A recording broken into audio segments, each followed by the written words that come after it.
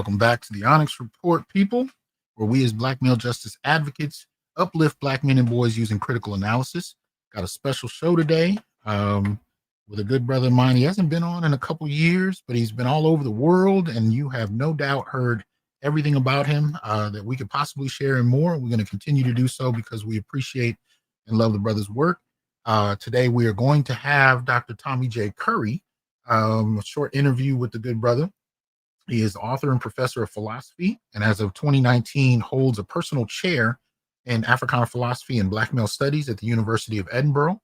In 2018, he won the American Book Award for The Man Not, Race, Class, Genre, and the Dilemmas of Black Manhood, which, of course, in these YouTube streets is hallowed ground, so to speak. So let me go ahead and bring the brother in. Let's see. There he is. What's good with you, man? Nothing much, brother. How you doing? Oh, good, man. Always glad to talk to you. Thank you for making the time to come through. Always helpful. You and the family were spending time today, so I managed to pull him out for a second.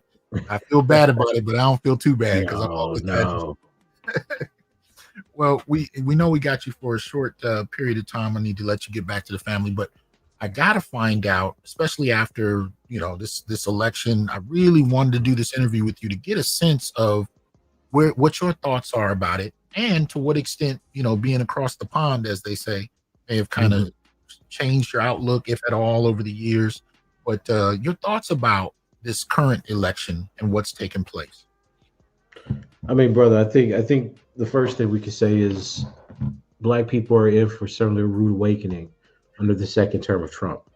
I think that he's put in place some key right-wing thought leaders. So Christian evangelicals, they're going to try to make some sweeping changes in government that are going to have really negative impacts on Black people. And I honestly don't think that any form of analysis that we had previous to Trump's election really helped prepare us for this moment. When we have a Black / woman of color as a symbol of progress and liberal futurity, I think it distracts us from some of the conditions and the material issues that are really at play. Watching from this side of the pond, I saw lots of championing of Kamala. There was a view that she was going to win. There was a view that she's the only face of the Democratic Party that could preserve American democracy. And I think, I stayed up and I watched the electoral college votes come in, or, the projections come in. And yet again, we found the same trends that we've been seeing for the last decade in votership, at least since Trump ran the first time. Right. Because you see a majority of white men voting for Trump. You see a majority of white women voting for Trump. You see an extraordinary high amounts of Latinos and Latinas voting for Trump. And then you see, of course, Black people kind of sitting in a corner by themselves, overwhelmingly voting for the Democratic Party, be it Biden or in this case, Kamala. Those trends tell us something about the way that people perceive their destiny and future in the country. It tells us overwhelmingly most Americans, be they white or Latino or even Asian, see some kind of progress and prosperity under a right-wing conservative government. And that means then that Black people, despite all the white liberals that claim to be their friends and allies and support them, do not have the power in a democratic society where they're a racial minority to overthrow or counteract the will of the vast majority of white Americans. So I think that this election both highlights that sense of powerlessness, right? I think that's a real conversation Black people and the Black community need to have. How is it that this is a democracy when the majority constantly overrides the will, the interest, and even the legal protections like affirmative action and some of the civil rights, legislation that was passed that works against them, right? How is it that the majority is allowed to endanger what they have historically fought for? And I think the second point is, when are we going to start moving beyond racial symbols, right? How many symbols will the Democratic Party give us that doesn't fundamentally change our material conditions, that we will hold on to, that we will fund, that we will even fight each other over, to no avail? I think putting Kamala in, perhaps it was just what the Democratic Party had to do given the decline of Biden. But the issue is how we politicize and moralize that symbol. Mm-hmm. It's almost as if we can't think strategically or politically that this is what Black people should be behind, given the present situation. Yeah. Given a world of Trump versus a world of Kamala, here's the issue: we have to pretend that because she would have been the first minority female president, or mixed or Black, whatever term over here she's referred to as Black or mixed. Um, that somehow was going to save our race. I really, really think we have to get beyond that, because you have a left that's pushing those kinds of issues, at least pre-election, that this is the evidence of their inclusiveness. This is evidence of the superiority of their democratic progress. And then post-election, you don't get any of that analysis. You get this kind of pseudo class analysis that the Democratic Party failed because it didn't talk about working class people and white class issues. Oh, So Bernie. yeah, basically Bernie, right? Like, so you have a white liberal constituency that's willing to sign on to racial symbols when they think it will benefit them, and then Mm-hmm. on the back when it doesn't, say, well, look, this is because of our disconnection with a certain segment or class of white votership. I just think that Black people lose out in every scenario in this, in those configurations, and we have to start being honest. Black people have been doing worse, over the last decade or two. Black people had tremendous amounts of poverty, violence, especially police violence that became highlighted under the presidency of Obama. So Mm-hmm. the symbol of a Black president wasn't enough to actually benefit the material conditions, right, of Black people in mass. So I don't know why we would have thought that, say, if Clinton had won, Hillary Clinton had won, or if Kamala had won, that suddenly this is going to save our race from the kinds of problems that we know have historically targeted, be it incarceration, be it less home ownership, be it social and economic downward mobility, or Yeah. police brutality. We have to start having real conversations about why this notion of hope cannot be materialized by having a racial symbol stand in front of us and seeing Negro spirituals as the basis of their campaign. We love, it's like I said in the Fiat of Dreams, man, we love hope. We love the idea that things are going to get better. We love the narrative of the sacrificial Black people who, the salt of the earth will one day come back and reclaim. And we somehow think that every Black face they put in front of us in the Democratic Party is the next Messiah. We have to get over this kind of, salvific narrative that's at the base of our Protestantism. It's killing us politically, and it's dulling our minds. We're not being critical thinkers about how certain political positions seem to overwhelmingly benefit whites and other ethnic minorities at our expense. That was not part of the conversation. It was patriarchy, patriarchy, patriarchy, white Right. supremacy, white supremacy, white supremacy. But we didn't say, look, contextually, what is it that certain people see about white supremacy that helps them economically, politically, etc. Right? Even these pundits, they'll talk about patriarchy and racism as if they're, items you're picking off of a shopping list. Oh, they just seem to be, they want patriarchy, they want this. But how does it play out? Like, are white women worried about their sons? Are white women voting because they're worried about the idea of Mexicans coming in and under Trump's rhetoric, raping them, threatening their livelihood, threatening their Christianity? You see, these are all aspects of racism and white supremacy and patriarchy that need to be discussed in detail. Do they want to see their husbands making more money? Right? Is there a fundamental investment that white people, men and women, have in the idea of having nuclear families? These are all cultural questions that we're not asking in any substantial sense, but I see the name calling. So we have to be much more sophisticated, and really start putting a different kind of investment in the pundits that are being used to represent our voices to the rest of the nation. Well, I got a couple questions to follow that up, but I got to start with Please. Can we just put this to bed definitively? Tell us whether or not, tell us about Black patriarchy, because this is a term we've heard. We've heard patriarchy thrown around a lot, but we've also heard this assumption that Black patriarchy is a reflection of white patriarchy and all patriarchy needs to be destroyed. Can you definitively tell us about this patriarchy argument? Where do you stand, and what is it that people get wrong about it? Well, I mean, listen. I mean, anybody who's read my work knows where I stand. I think that it's an illusion. There's no there's no sociological data that tracks with an independent structure within the Black community that privileges and benefits men, Black men, and is run exclusively by Black men. Mhm. Um, you may have aspirations where Black men aim to be leaders of certain institutions like the church or politically, etc. But those things never really materialize because Black women are the most economically, socially mobile and the most educated members of our community.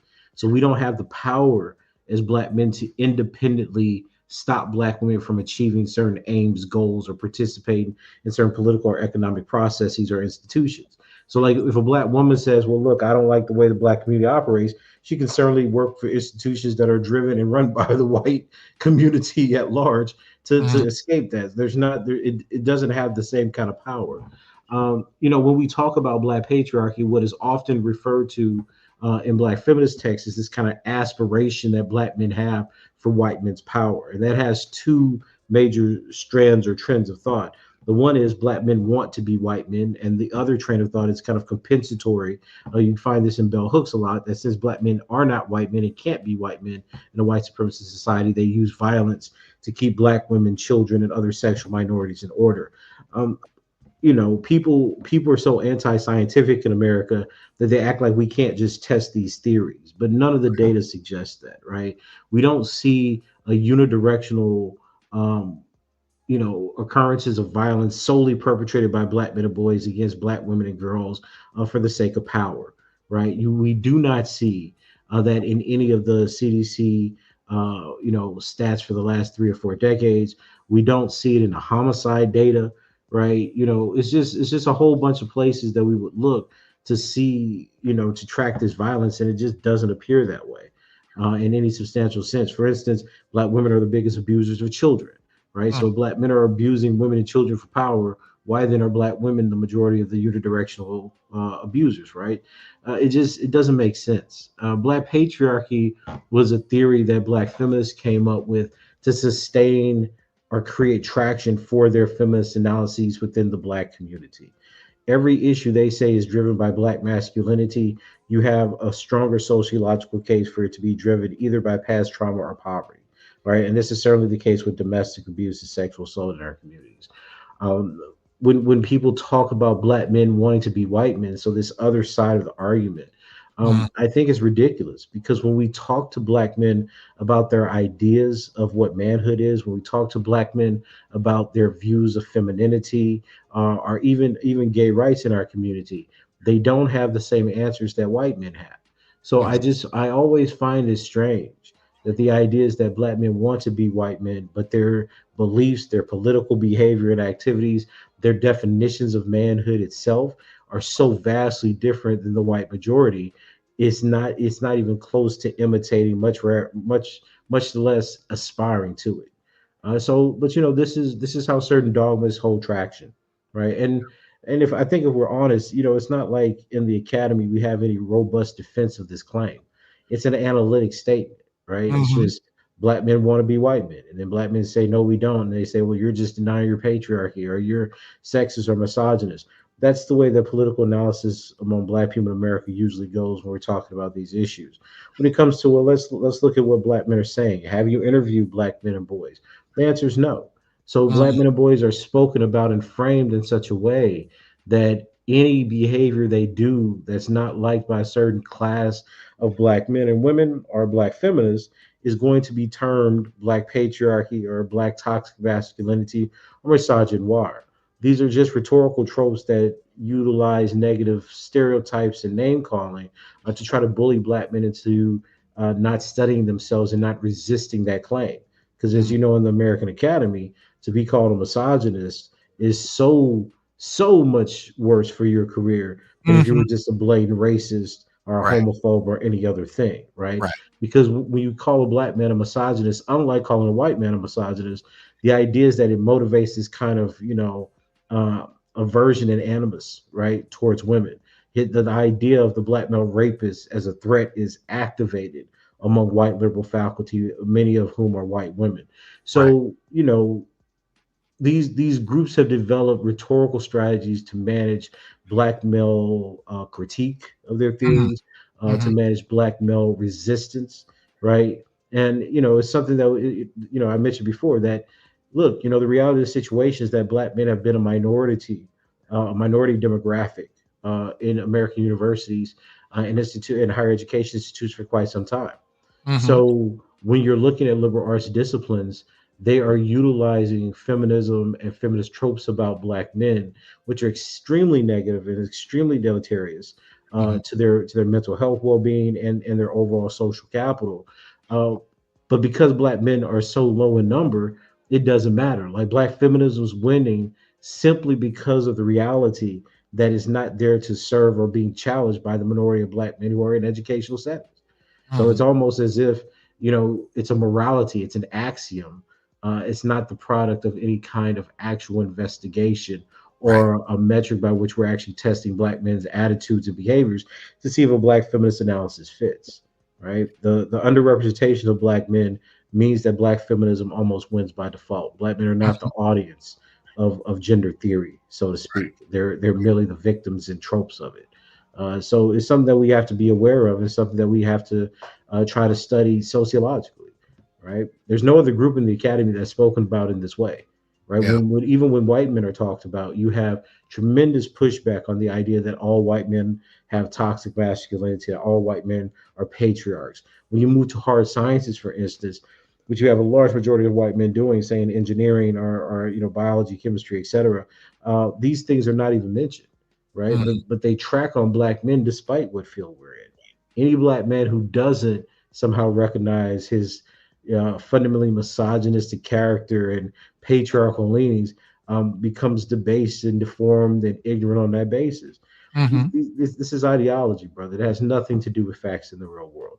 And I think it's important. Now, if we want to start talking about things like violence in the black community, we want to talk about downward mobility in the black community. We want to talk about trends and rates of education in the community, or sexual assault in the black community and statutory rape in the community. Those are conversations I think every black person should be invested in, because we should be interested in decreasing violence in our communities. But Mm-hmm. no violence has been decreased simply because someone recognized that they have toxic masculinity versus not. And what that term actually does is it covers up the rates of violence that's perpetrated by other groups. We Right. have tremendous rates of violence of, say, Right. women against children. We have tremendous rates of violence, sexual violence, intimate partner violence, etc., in same-sex communities in the black community, right? Same-sex black female couples are extremely, extremely violent, have high rates of intimate partner violence. So do bisexual couples in our communities. Mm-hmm. So it's so strange. What I've always found strange about the American Academy is you have members from groups of that have higher rates of domestic violence than black men do, Yeah. right? Telling Yeah. black men that Yes. they're the fundamental problem with domestic violence. That makes no sense. Right. It makes absolutely no sense. But that tells us that it's not based on the facts of the matter. It's based Mm-hmm. on trying to find a negative trope about black men and boys. So that's a long way of saying that I don't think that the black patriarchal thesis that's been introduced largely on the basis of the fact that black men have no existential resistance to white people's negative impositions. I mean, that's at least Bell Hook's argument, right? And We Were Right. Cool. She says that, look, black men used to resist these stereotypes of being the beast that were dehumanizing them, but now they accept them because, they have no value for their lives, so they can't value other people's lives. It's just all pathology. It's just Wow. deficit-based thinking. Right. There's no evidence for that, right? There's no evidence whatsoever for that. And I think that if you're going to say that this is ultimately a cause of violence, then we just have to test it. And as you know, that's the work that I do. I'm constantly doing literature reviews on different, the etiology of violence in our communities, and it ends up being things like alcoholism, depression, recidivism, things I've mentioned in tons of my works and interviews before. So, in my view, black patriarchy is lazy thinking. It's a Ah. political trope that's used to keep black men in line, to Mm-hmm. associate them with white supremacist power structures that have never accepted them. Are there some black men who do want to be like the people at top? Absolutely. Are there some black women who want to be like the white women at top, like your Hillary Clintons? Absolutely. Hell, there are black feminist And academics that talk about how much they admire Hillary Clinton and that power structure. So to say that black men are the only ones that somehow have this mimetic property is just dishonest. And to be honest with you, when you go back to Shulamith Firestone and dialectic success, where she's one of the first people I found that introduced this silly notion, at least using psychoanalysis. It mhm, existed before with like economic theory, like Wolfgang and Farrakouti and Talcott Parsons. But in terms of using psychoanalysis, she said that black men suffer from the Oedipal complex because they wanted to be like white men, and then black women suffer from the Electra complex, where black women actually wanted to be white men because they saw weakness in white women, so they wanted to be the strongest ones. Now it's funny because if you go back through Michelle Wallace's latest introduction to her book, The Black Macho and the Myth of the Superwoman, Hmm. um, she talks about how a white feminist actually wrote the book for her, and she actually didn't know that she could change it. And I always laughed about that because, given her book came out the decade after The Dialectics of Sex, the Superwoman is just the Electra complex. Like, people always forget that's the second half of the book. The book isn't Yeah. just the black macho. So Yeah. the black female superwoman is the black woman in these societies, or in the white supremacist American society, trying to step over the black man to be a white man. Mm. So that's why I always find it funny. Like, this, if there is a black patriarchy, the analysis that at least extends from Wallace and Jean Noble, etc., would say that black women are on the exact same path because that's the Oh, only man. pathway for power and economic mobility. Man, I It's remember just a dishonest interpretation. I remember being at a conference where they were talking about black men wanting to exact this patriarchy that mirrored white men. And I just asked the question, this is over a decade ago, but I asked the Mhm. question, I said, well, if there are black men that want to emulate white patriarchy, are there black women that look at the role of white women and kind of lust for Yeah. that? The room was silent. There was no response. There was no back and forth. It was silent because it was almost like when you introduce something that goes against dogma, Exactly. there's no response because there wasn't any critical thought in the first place. But in terms of what you were just saying about white women, I've always argued that they aspired for white men's positions, but at the same time, Absolutely. they loved the pedestalization of white womanhood Hmm. in the sense that they wanted. So there's almost a kind of schizophrenic framework going on where Yeah, yeah, you yeah. looking at white men, and trying to somehow adapt some kind of power and status similar, but at the Hmm. same time, there's this pedestalization thing as far as femininity that they want Yeah. at the same. So is there anything to that you've observed, or No, is that? absolutely. Listen, I think if you that essay I wrote, was it Feminism is Racist Backlash? I think you see that very, very clearly. Hmm. Because my view is we don't really have to argue about this. It's not like white women were shy about writing their beliefs. Like, Right. these weren't contradictory beliefs for most of the time of history. So it just flat out said, look, we're invested in white male patriarchy. We want white men to see us as comrades in the struggle for racial progress. Charlotte Gilman says that we were building patriarchy. Caddy Chapman said that evolution proves that feminism is needed to protect patriarchy and our sons. These women are fundamentally invested in making certain kinds of men that can rule Mm. the world. Yeah. So Yeah. yeah, you're gonna get both. And I focus on Gilman a lot because she wrote kind of the most deliberate articulation of this that was praised on both sides of the Atlantic, where she flat out said, look, we basically made white men patriarchs. We taught them to care about their race now so they could rule the world. And now that they've ruled the world, we want a piece of the pie. So they said we want to come from out of the house and stand beside them on the throne. I mean, it's literally, that's her words. Mm. So Mm. when you have this kind of history and narrative, and you have white women that's writing like Gil Williams and Holmes, the second assault, and then you have even Susan Griffith, I'm sorry, and Brown Miller. But these women are very clear that it's going to be poor black men who are the fundamental threats that they're worried about in terms of rape, because rape is intraracial. And since white men have lower rates of rape, it's a problem. But the real issue, the real threat, of course, from Lene Curtis, is going to be, black men. And then you have, but see, the problem is that you have black feminism saying, oh, well, this isn't a conversation until black feminists took it over. And that's just fundamentally false. Like, you can look back at the intellectual history and see that this was really an argument that was created by white feminists and white liberals, where they're saying, look, we need to make interventions into the kind of these savage cultures that have these disproportionate amounts of rape and violence and domestic abuse, and teach them that their masculinity is wrong.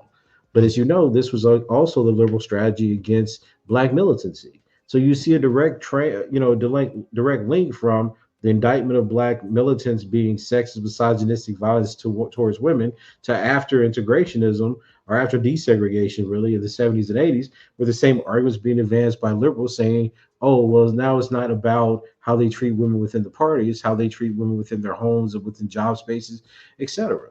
So, that's why I always say that if we just look at the ideas and how they're traveling through citation, then we can see that this is part and parcel of a deliberate strategy to demonize black men and boys.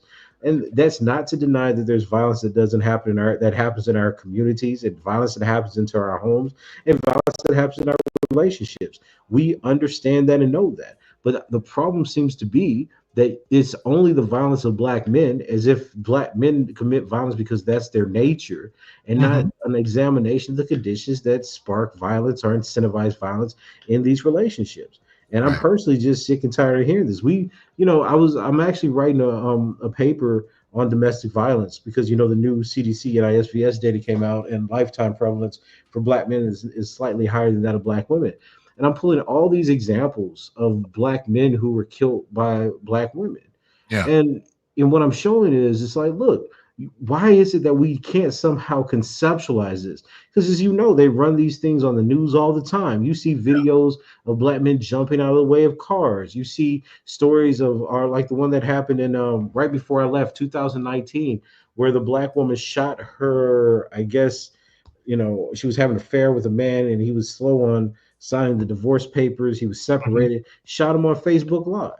Yeah, I Right? remember that. Yeah. Yeah. Yeah. So I'm always confused. And it's not like you can't just look up these numbers, right? So hmm you look up the numbers, you see they're roughly comparable, 150 to 200 or 180 to 290. It just again depends, right? And Bi-directional. and you're saying, look, these black men's lives don't matter. Right. Oh, it's rare. It's these people in the black people in the academy, just like white people, have biases. They have kinds of perceptions about the way that their ideology, be it liberalism or feminism, says the world goes.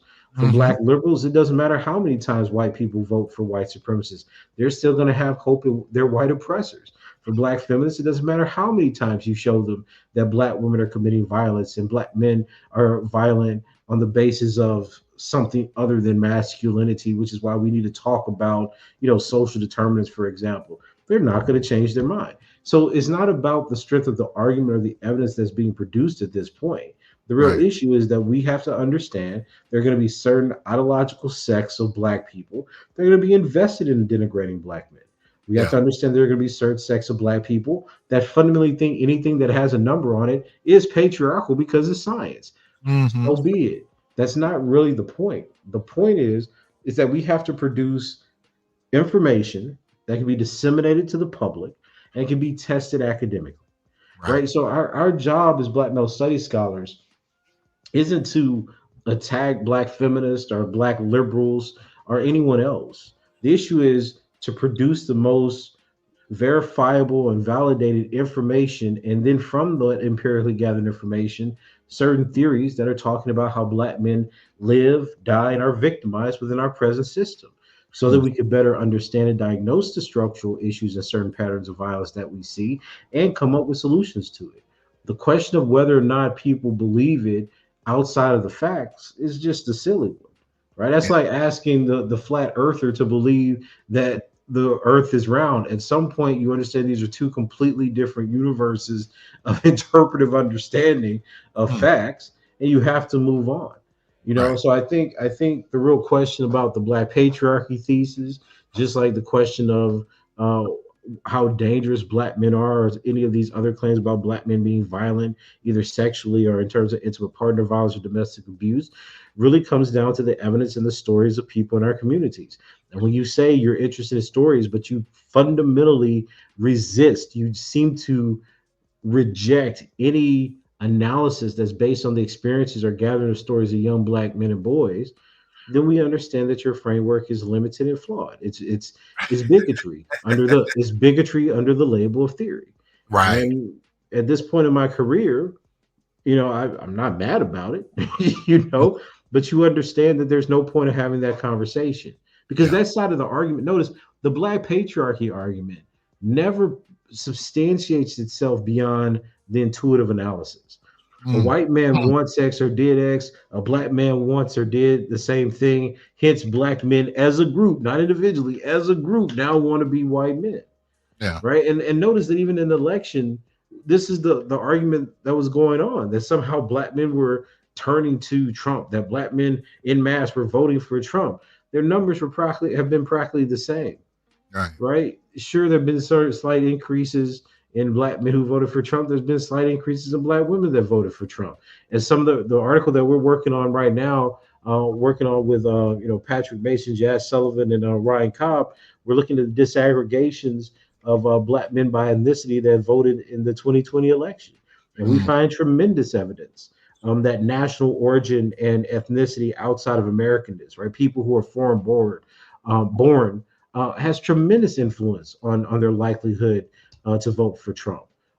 Black people and black men in America, American-born black men, don't have any significant preference for Trump over the black women in the United States. You see, so we end up making these horrible and generalizable claims that again, when you test them, right, Hmm. don't work out because the major driving force, for instance, in the small number of black men that did vote for Trump was not masculinity; it was national origin, See, right? so it sounds like you're advocating for further disaggregation and the terms being Oh, used absolutely. being more specific. Because all I've heard is black men, the portion that Hmm. voted for Trump, the portion that voted for Harris, and these general splits. But nobody's talking about ADOS versus So black yeah, men that are coming from other contexts. So that lack of absolutely, specification, you're saying, is part of the problem. We're not getting a true absolutely. analytical response because we're not seeing what the data is actually pointing out. Absolutely, and that reflects in theory, right? Because it assumes that all black men vote the way they vote purely based on masculinity, as Right. masculinity is like the significant, variable that Right. leads to this outcome. As opposed to saying, well, look, are there other things that may be influencing how this group perceives their future, perceives their lineage, etc. And given that black men have dealt with some of the harshest and most draconian policies, right, like the crime bill, from the Democratic Party, Hmm. it doesn't become hard to see that Right. if black men are not prospering under casting their vote for Democrats, they may look elsewhere. Black men seem to support third party candidates like Jill Stein. I know that was Yep. one of the issues in the 2020 election. Yep. It's black men have different reasons to want to leave the Democratic plantation than Right. black women do. And that issue based analysis is something that's lost. Like, I Hmm. certainly don't support Trump. I think Trump is an ethno nationalist, a white supremacist that is using corporatism and myths of white superiority to energize the political and economic structure of a dying nation. That's Hmm. my personal view, right? But at the same time, if black people who are living with the foot of the state are from job competition and loss from different demographics, and they rationalize their prosperity in Trump versus a Democratic Party that does nothing for them besides demonize them. They can't Right. even talk about them when they're the majority of the black people killed by cops, you know, because they want to focus on more or less offending black sexual minority populations. Then then what? I mean, what do you say to that issue based voter? Hmm. Well, your future's worse under Trump. They'll take their chances. And that's not the majority of black men, as we can see from the exit poll data, but there's some black men that do that. What besides me under as a scholar, besides me understanding, I could personally disagree with that view, right? But Hmm. besides me understanding, well, what were the reasons that you turned to Trump, right? I'd have to say, well, it must be pretty goddamn bad for you to have to feel like you need to cast your vote for white supremacists rather than a Democratic Party that's going to be led by this, woman of color, right? And if that's the way they rationalize it, so be it. See, the problem is that we live in a world where people think they own black men and their thoughts. They think that if you call a black man, this is why I said that these rhetorics around black patriarchy, et cetera, are managerial strategies, right? They think Hmm. if you insult a black man, which has the effect of, at least in the academy, right, in activist spaces, has the effect of getting them dismissed or not hired or punished. Hmm. It's a way to discipline them. These are disciplinary discourses, right?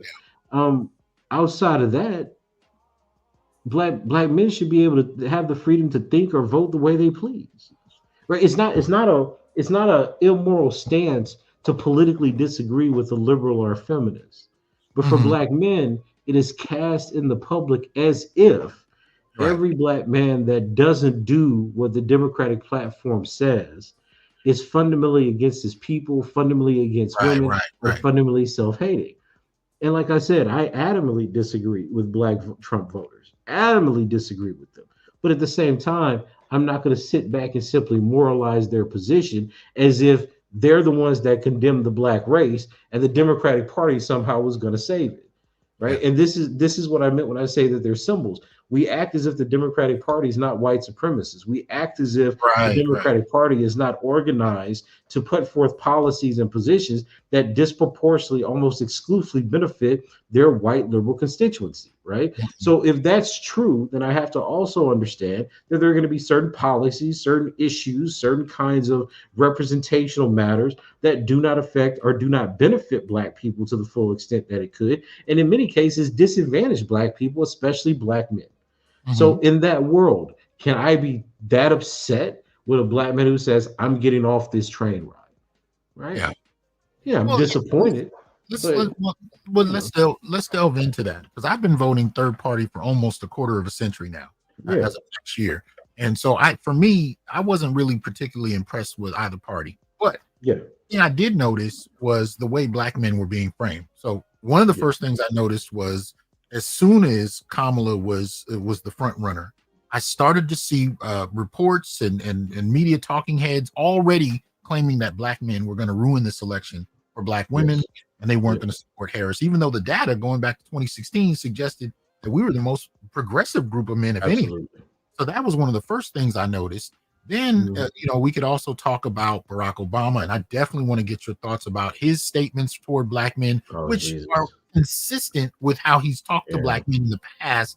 But at Mhm. this juncture, right before this election, right before the election actually took place, to make that kind of statement to black men, and how that was received, all of that being on the table, I kind of wanted to get your sense about that. But I Yeah. will say very quickly, the other problem I had with how the Democrats, kind of approached this issue with black men was that the statement was that men would only vote for Trump, as you said, because of a masculinity thing. Somehow Trump was representing this masculine idea that men across race just Mhm. ran to.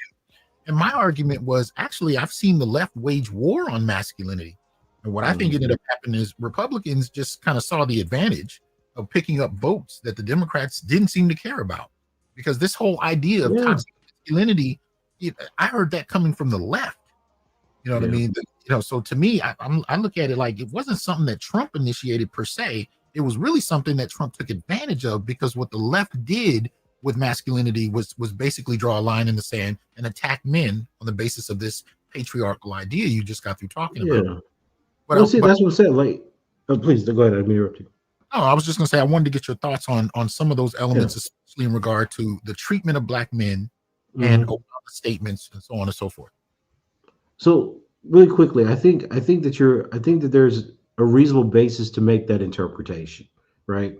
We of course need to go test it to see if that's right how black men were thinking, or men generally were thinking about their relationship with the Democrat left. But I think that's certainly a viable interpretation because these ideas of toxic masculinity, this idea of a predatory masculinity, is certainly pushed. Like I unfortunately watched a few segments of The View, and I caught one of their segments talking about toxic masculinity and some of the issues around Trump and the votership. And this was kind of a popularly shared view. I mean, people seem to think it's okay to dehumanize black men, especially, and then claim that that dehumanization is itself a progressive politic when it's just Right. bigotry and dehumanization. Right. If you, I mean, think about it. Like, and UK rules and laws are different, right? So, like, part of the Equality Act is that you can't associate any group or any ethnic group with being naturally violent. But in America, that is literally your morning talk show anytime black masculinity or any Mhm. other kind of minority masculinity is talked about. They say the same thing about brown men, which is strange given how they vote. They put black men overwhelmingly vote Democratic. Right. Brown men on this occasion voted conservative, right wing, Republican, and somehow they have the same masculinity, and they're talking about voting outcomes. It makes no sense, right? But to your other point, about how they started the campaign saying that black men were going to ruin the election. I remember seeing something. We kind of get I get to watch American news on YouTube more often. I don't get it live as it's happening. But I Mm, remember seeing a segment on that. And I think I even posted, I don't know if it was on Facebook or Twitter, but I posted the results of the 2020 primary when she was going up against Biden, right, mhm. for as a Democratic candidate. And it showed that black men overwhelmingly supported Kamala, right? So, and then I heard the second part of the narrative that you're mentioning, that that somehow the Democratic Party needed to solidify votes against women, Mm, or with women. I'm sorry, they need to solidify votes across women who endorse Kamala and pull back some of those white women who voted for Trump. And I remember seeing this segment where Don Lemon was saying, "Oh, they had this segment that black women raised 4 million or some yeah. amount of money in one night for Kamala." And then Don Lemon came on. It's like, "Oh, there are white women involved, and they raised 40 million or something in one night for Kamala." And part of me laughed because I was saying that. So you said that the collective wealth of black women voting for one of their own was roughly 10% of what white women came up with just Mm, because of their allegiance. But the most interesting thing is that he was saying that, oh, she's a serious candidate now because you have white liberal women endorsing her. right, right, So right. so it's funny to me that it didn't matter that the black women and the black men, right? Because the brothers had a collection too, Yeah, the next. supported this candidate that, yeah, that they had an election, or they had a candidate they thought would support or represent their interests. It Mm, became important when white people started getting involved, right, mhm. for women. And again, this goes back to this narrative. How is it that black men are going to ruin an election when your own analysis of who's supporting her tells you who's the most important Right, population to capture? If it's right. if it's serious because white people are backing her, then white people are going to decide the election. They outnumber us. They have more political and economic resources. How do black men, who are a small segment of the electorate, much less the people that actually turn out to the polls, gonna ruin the election one way or the other? I think what this election shows, no matter how many black people vote for a certain candidate, they do not overthrow and cannot overwhelm the will of the vast majority of white America. Yeah. And it's a certain kind of ignorance. This leads to the problem I have with Obama.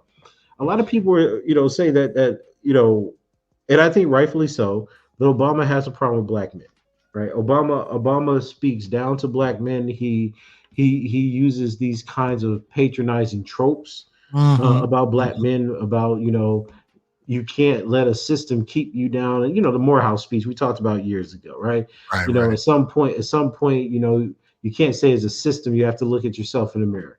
Look, we all get it, right? We all know that individual effort and agency make a difference.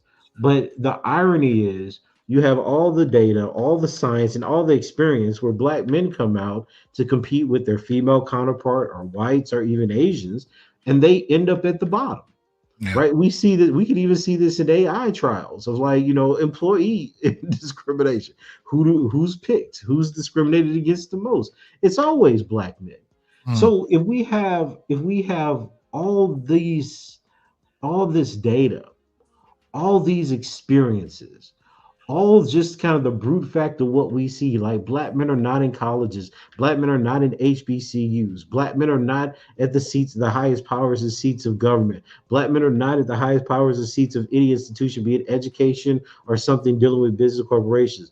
Then how is it possible that you would suggest to black men that it's not a system, it's not patterns of discrimination, it's their mhm, lack of effort? mhm. And that kind of sentiment that I heard him talk about in Morehouse to young black men translates into what he said about black men in Kamala. That Yeah, somehow yeah. there's a sensibility that brothers aren't showing up for. Right. Well, Obama, if she's a cop, if she passed truancy laws, if she didn't have, at that time, she didn't have a specific platform for black men, what are they giving their vote for?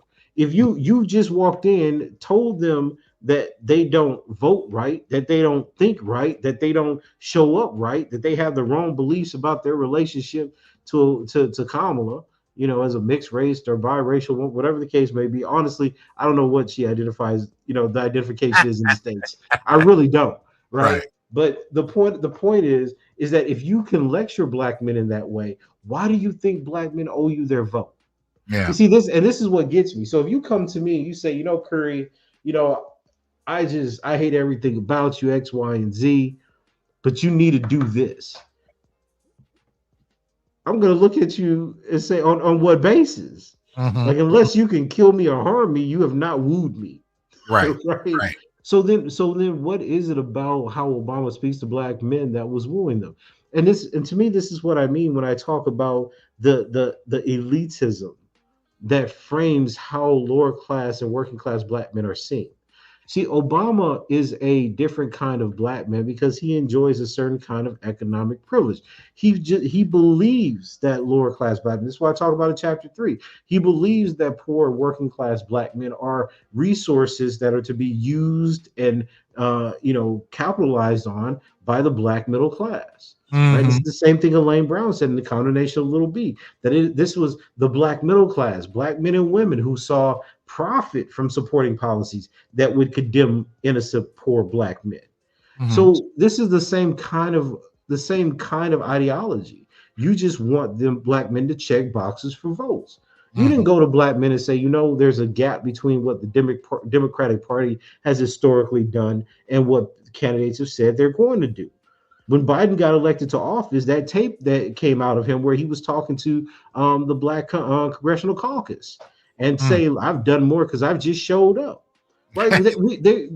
They are extremely patronizing to Mm-hmm. black men and black Mm-hmm. people in general. But Yeah. because black men are now saying, "Listen, you don't get my vote automatically," Yeah. that becomes the most offensive thing. And notice what they do: they roll out Obama. They don't roll out Kamala. They don't roll out black congressional representatives who have been elected to represent us in government. They Mm-hmm. roll out Obama, yet another symbol that Right. somehow is that we're either supposed to epitomize and idolize, or someone who's going to just get us in line. And I think that did tremendous damage because what is not being discussed and all these different claims about this paternalistic tone are speaking down to black men.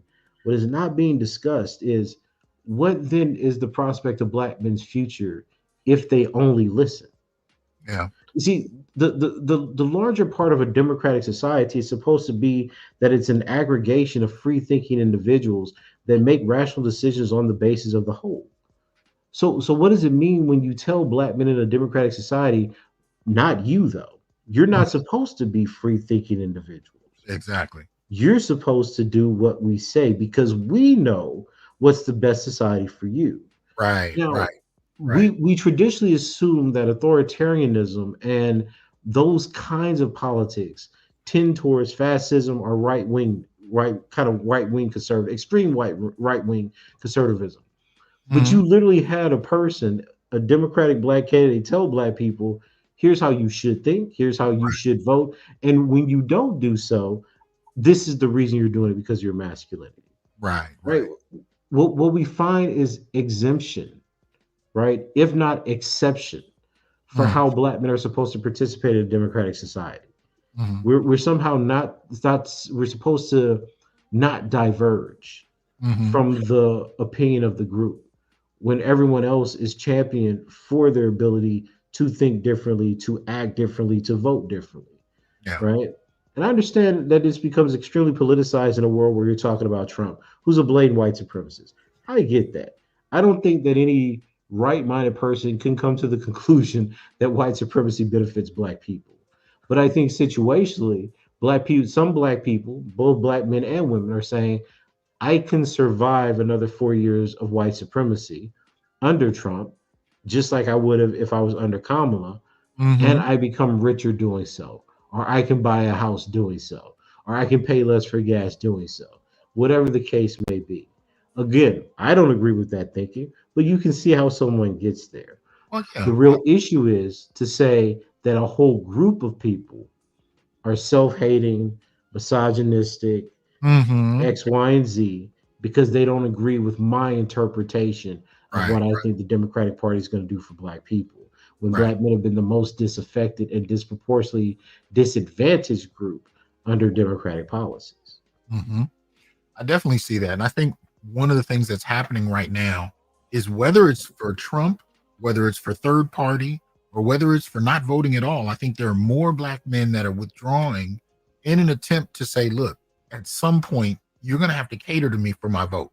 You're going to have to give me something that I want. And we've talked about the 18-point black male political agenda, Absolutely. the kind of things that black men have been putting on paper for 4 years at least, and trying to just say these are the things we're looking for. None of that has really been entertained. So when black men start, and we've seen the numbers drop in the last decade. Yeah, voter participation, yes. Well, but also in terms of voting, in regard to black men, the numbers dropping, and people don't want to actually address whether or not black men are making a statement by doing so. But there was something else you said that I wanted to, before I get to my next question. Yes, that I wanted to tap on. You mentioned Don Lemon a minute ago, and I had to add on. I didn't like how he added to this because he did a spot on black male Trump voters, and he played on a very old trope about black men and a lack of intelligence. What he did was he highlighted a number of black men that were voting for Trump, and he pulled together men who could not give you a sentence as to why. They literally couldn't put together a sentence to explain why they were doing it, and he highlighted that as the face of black male Trump voters. And my problem with that is, again, I'm not voting for Trump. I don't have that's not my fight. But I don't like how black men are being portrayed, especially if they're being maligned. Because I've ran in, I can throw a rock and hit 10 brothers that voted for Trump and can tell you why. Now, whether you agree with it or not is a whole different conversation, but they can articulate whether it's tax reasons, you know what I mean? I've heard these brothers wax, as far as what their arguments are, very easily and very straightforward and very articulate. But the way Don Lemon kind of presented it, it was that it goes along with that whole trope that we're not very bright. We just follow what we're told to do, and I took real issue with that. And I think it went along. It was before Obama's statements. It definitely highlighted the Democrats' kind of perception of black men. But were you about to say something? No. I mean, as you should. You see, this, and again, this is one of the problems I have with just how Americans think, like how we're taught to think. There's just good or bad, right? There's no nuance in understanding another person's perspective. Right. So that's why I say it's like, I've adamantly stated that I think Trump's bad for Black America. I think Trump's bad for America, but I start from the position that America is a white supremacist entity and polity anyway. So, there's just different degrees of white supremacy and how it manifests itself. It's like the UK. The UK is clearly, mostly Europe. Europe is a white supremacist political entity or polity, right? But the way the society, I mean, it's shrouded in opulence. You go to Hamburg, you go to Austria, Vienna, like you just see towers of gold and ivory, right? That's what it plundered. That's what built Europe. It's white supremacists, but there's less violence in Europe. There's less, overt anti-blackness, in some circumstances compared to the United States. But does that mean that it's a better place? No. Right. What ends up happening in America is we act like if the Democrats are in power, the world is better, and it's not. And it's not. It's not. And I don't understand how one thing follows. It's one thing to say, I don't want Trump. Trump's going to be bad. Trump's going to create violence for Black people. We should vote for Kamala. Makes sense. That's an option. It's another thing to say, only by voting for Kamala will America be saved, the democracy and Black people survive. Well, that latter statement is false. Right. And this is what I'm saying. Like, Black people survived the Trump presidency before. And then came Biden. And then after Trump, there's going to be somebody else. I predict probably be a Republican. Before I left the United States, I was doing all this work on white women and white women's political perceptions. I said that white women were going to vote for Trump because he was an ethno-nationalist that supported white identity. And they saw that as protecting their gender. And sure enough, I was right. But when I was saying this in the academy, people were denying me jobs and trying to boo me at conferences, etc. So it's the perception that white liberals and feminists and all these other people have run quite contrary to actual facts and truth, or at least what was the truth in that case, which is that white women overwhelmingly supported Trump in his first election as president. So, brother, it's the problem is we only ask the easy questions. We ask the questions where a Black person comes away with blame.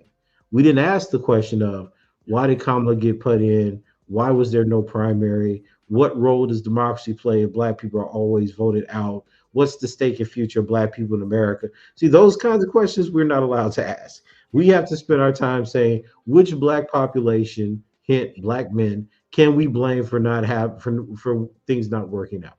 And I Right. think it's a narrow conversation. You know, we were talking a bit before we started about kind of what changed from me moving from America to the UK, and that's Mm-hmm. what changed. I understood that many of the conversations we have in America do not track to the rest of the world. Like like the fights we have about gender, the fights we have Mhm. about what we can and cannot say for fear of not being chosen for a job or not being promoted or chased out. Those are American fears. It's because the audience for black scholarship in America is largely talented white liberals. So we Mhm. wait for white people who don't really like us or respect our humanity to decide whether or not we should be given anything. And those of us who write for hope, those of us who write for white people to change, those of us who say that white people's values are the right values and that American democracy and America, government and American civility and American citizens could be the greatest in the world. That American exceptionalism, right, which is a form of cultural imperialism. Those are the people that applaud us. That doesn't necessarily track in the UK or in the EU or even in some parts of Africa, right? It just doesn't. So we have to start. And I know it's a difficult thing, because I think I very much was trained in that same way of thinking, but we have to start thinking beyond ourselves. Like the questions that we need to start asking about, politics and about presidencies as a racial minority is what have these accusations of black patriarchy, are these accusations of toxic masculinity, are these accusations even of black women's loyalty to black men that we see? Mhm. Has it gotten us as a people? Mhm. What institutions has it set up? What kinds of relationships has it created? Why are we not looking at the effects and consequences that these ideas have had on black people for the last 4 decades? Intersectionality hasn't saved anybody's life. Mm. What policies have been passed that are intersectional? And much less, how is intersectionality a viable idea in a world where over half of white women voting for white supremacists? What coalitions are you imagining can evolve in that circumstance? You Mm. see, the real question about how we use ideas and how ideas animate black solidarity or black strategies for liberation or even black strategies to ameliorate the horrible suffering that goes on because of white racism are not being entertained in this moment. I see Mhm. it's all over Twitter where everybody's a political analyst, everybody's a political scientist, but nobody's asked that next question. Is it time for black people to immigrate away from the states, maybe to Canada? Is it time for black people to think of a separate party? Is it time for black people to fight against this kind of duopoly on U.S. government? Right? These are all questions that we could certainly entertain, debate, have in our community forums, have black people building up coalition for among ourselves. But Mhm. but we want to fight with each other. And if that's going to always be the extent of black political commentary, where you blame black men of whatever class and ethnicity and national origin for the sins of a white majority that alienated large groups of black people and other minorities with their policies, Mhm. I'm just not interested in it. And as Yeah. a scholar, we could, of course, try our best to get on CNN and MSNBC because we have some fresh analysis that'll impress white liberals if we say enough dollar words. But at the end of the day, nothing changes. Don Lemon did all that, and Trump still won. Don Yeah. Lemon was at the face of barbershops. He was interviewing, he interviewed a black woman that voted third party. He went to the white women liberal conventions that they were having online and got their clippings and said this is a mass movement and it's going to win, and Trump still won. Mm. You see, the amount of ideological work we do for the Democratic Party does not change the material interest that most white people have in seeing a white supremacist in office. And here's the funny part: as much as white liberals are against Trump, he will still disproportionately benefit white people as a whole, Yeah. more so than the Yes. black people, Yes. right, that voted for Kamala. So Yes. you could be a pissed off white liberal, but you're Mhm. benefits of his white supremacy. Mm. You may fundamentally disagree with it, but you will still benefit. It will be easier for your child to get into college because they have now said that Black people no longer can have admission on the basis of race. It will be easier for you to get hired and compete in an economy where Black people have lost affirmative action rights. It will be easier for you to maintain ideological coherence with white superiority and white, cultural exceptionalism. Now that Trump has banned DEI and will probably do so in terms of Black studies, etc. You see, so you can disagree with it, but your life becomes easier. It becomes easier. Yeah. It becomes more elevated. You become at the apex, or that Trump has made the elevation of whiteness, right? The apotheosis of whiteness, the basis of how even the white liberal will find salvation in this new America. So spare me with the white liberal is suffering just as much as the Black people who are in a very real sense losing the rights and the policies that are aimed to give them a leg into competing in white dominated society. So I take it you're not moved by these fallouts on Twitter and TikTok where people are cutting their hair off and they're saying they're not going to have sex with men, or they're going to poison them with aqua tofana, or I heard something. Man, I'm so ignorant about social media, Hasan. I'm terrible about it. You know, my daughter just got like a kid's version of Instagram. My Instagram is like sushi and like tennis videos. So, you know, like how the best way to hit serves, you know. I don't see these things. I saw a Twitter post.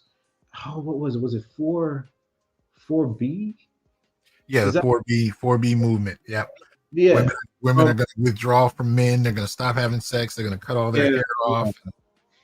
I think I saw that. I saw one post on it. I don't know. I don't even know what the 4Bs are. I didn't know the 4B was like a statement, or if it was like 4Bs that like 4 words that represent something. Oh, it comes out of South Korea, and it's a response that mirrors what the women there were doing. But there's this whole kind of sense of withdrawing from interacting with men, and some people articulate it as engaging the patriarchy not only as a punishment for Trump being elected, but this sense that if you want to, make things right again, you better fall in line with what women are demanding and asking for. Because a lot of the gender dynamics were framed around abortion, So 54% of women voted for Trump anyway. So like, what about what those women say? It makes no sense. Right.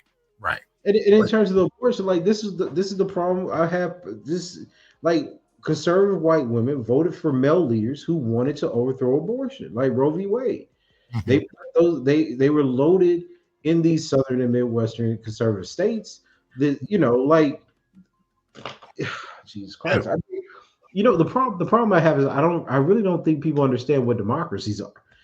It doesn't mean that if you're the most liberal, you win. It means that the majority of people that seem to vote on a certain way or opinion or view will end up passing policies that majority, right, want to see in the world. So the majority of people wanted to overturn Roe v. Wade. You can say, I think this is a fundamental issue for women's rights. And yes, it is. But if a whole bunch of white people say we disagree, and a whole bunch of white women put people in charge to vote that out of existence or overturn it or really put it back to the states to decide, right. That is the consequence of democracy. And it amazes me that Black people are always told you have to wait. Over time, your life will get better. Over time, racism will disappear. Over time, there will be policies to help you and your people because the world would advance. We're constantly told that democracy is imperfect and will not give us the results that we necessarily want. But the white women don't get what they want. And now the idea is sex strikes and disengaging from all men, despite half of the white women voted for the man that voted in the Supreme Court justices to overthrow Roe v. Wade. Give me a break.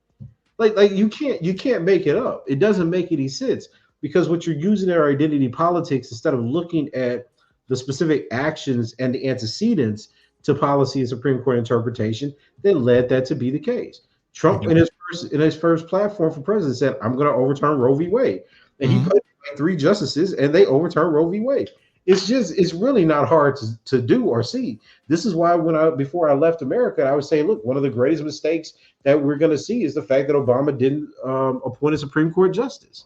It was attacked by the alt-right. I said, look, the real issue here is twofold. One, that the alt-right has understood, like these paleo conservatives have understood that people are made more liberal within colleges and universities. So if I want to solidify a population that's not going to vote liberal, I got to do something about liberal arts curricula in colleges. I have to do something about the humanities. The second thing I said is that the issue is not going to be in Trump's policies. He's going to pass a bunch of executive orders. The issue is the Supreme Court, because those are lifelong appointments.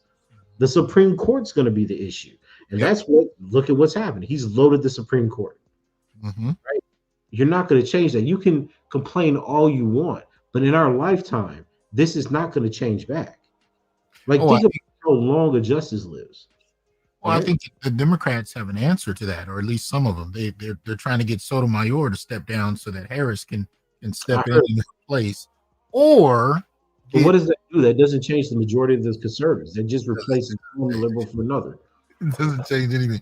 But the other opportunity is if they can get Biden to step down so Harris can be president for a month before before Trump takes office. So what does that do? It goes back to what you said earlier about symbolic politics. That's really all it is. Like, that's what I'm saying. If your view is that you just want a female president, that makes sense. But if their view is you value democracy, as flawed as it is, and you want to see someone elected by popular vote and electoral college votes into the presidency, that's a different issue. Now, if you fundamentally believe that democracy is rigged, which is something that I mean, depending on the time of day and which day you catch me, I'll believe that too, right? I could make that argument. Then you do something different. But you can't hold both in. You can't say that Black men should participate in democratic processes like voting to get a certain outcome when you think the outcomes are booby rigged anyway. Well, for the sake of respecting your time, I'm just going to cut down the last few questions I have because I could do this all day, and I don't want to do that to you. But you mentioned on Twitter, and a lot of people don't know you're actually very active on Twitter when it comes to either clarifying what's going on with Black male studies or just challenging some of this misandrous stuff that pops up. But at one point, you were addressing people who were using this term very, very cavalierly. They were talking about fascism. And you had made a couple of statements on Twitter where you were saying we really have to understand that words have meaning.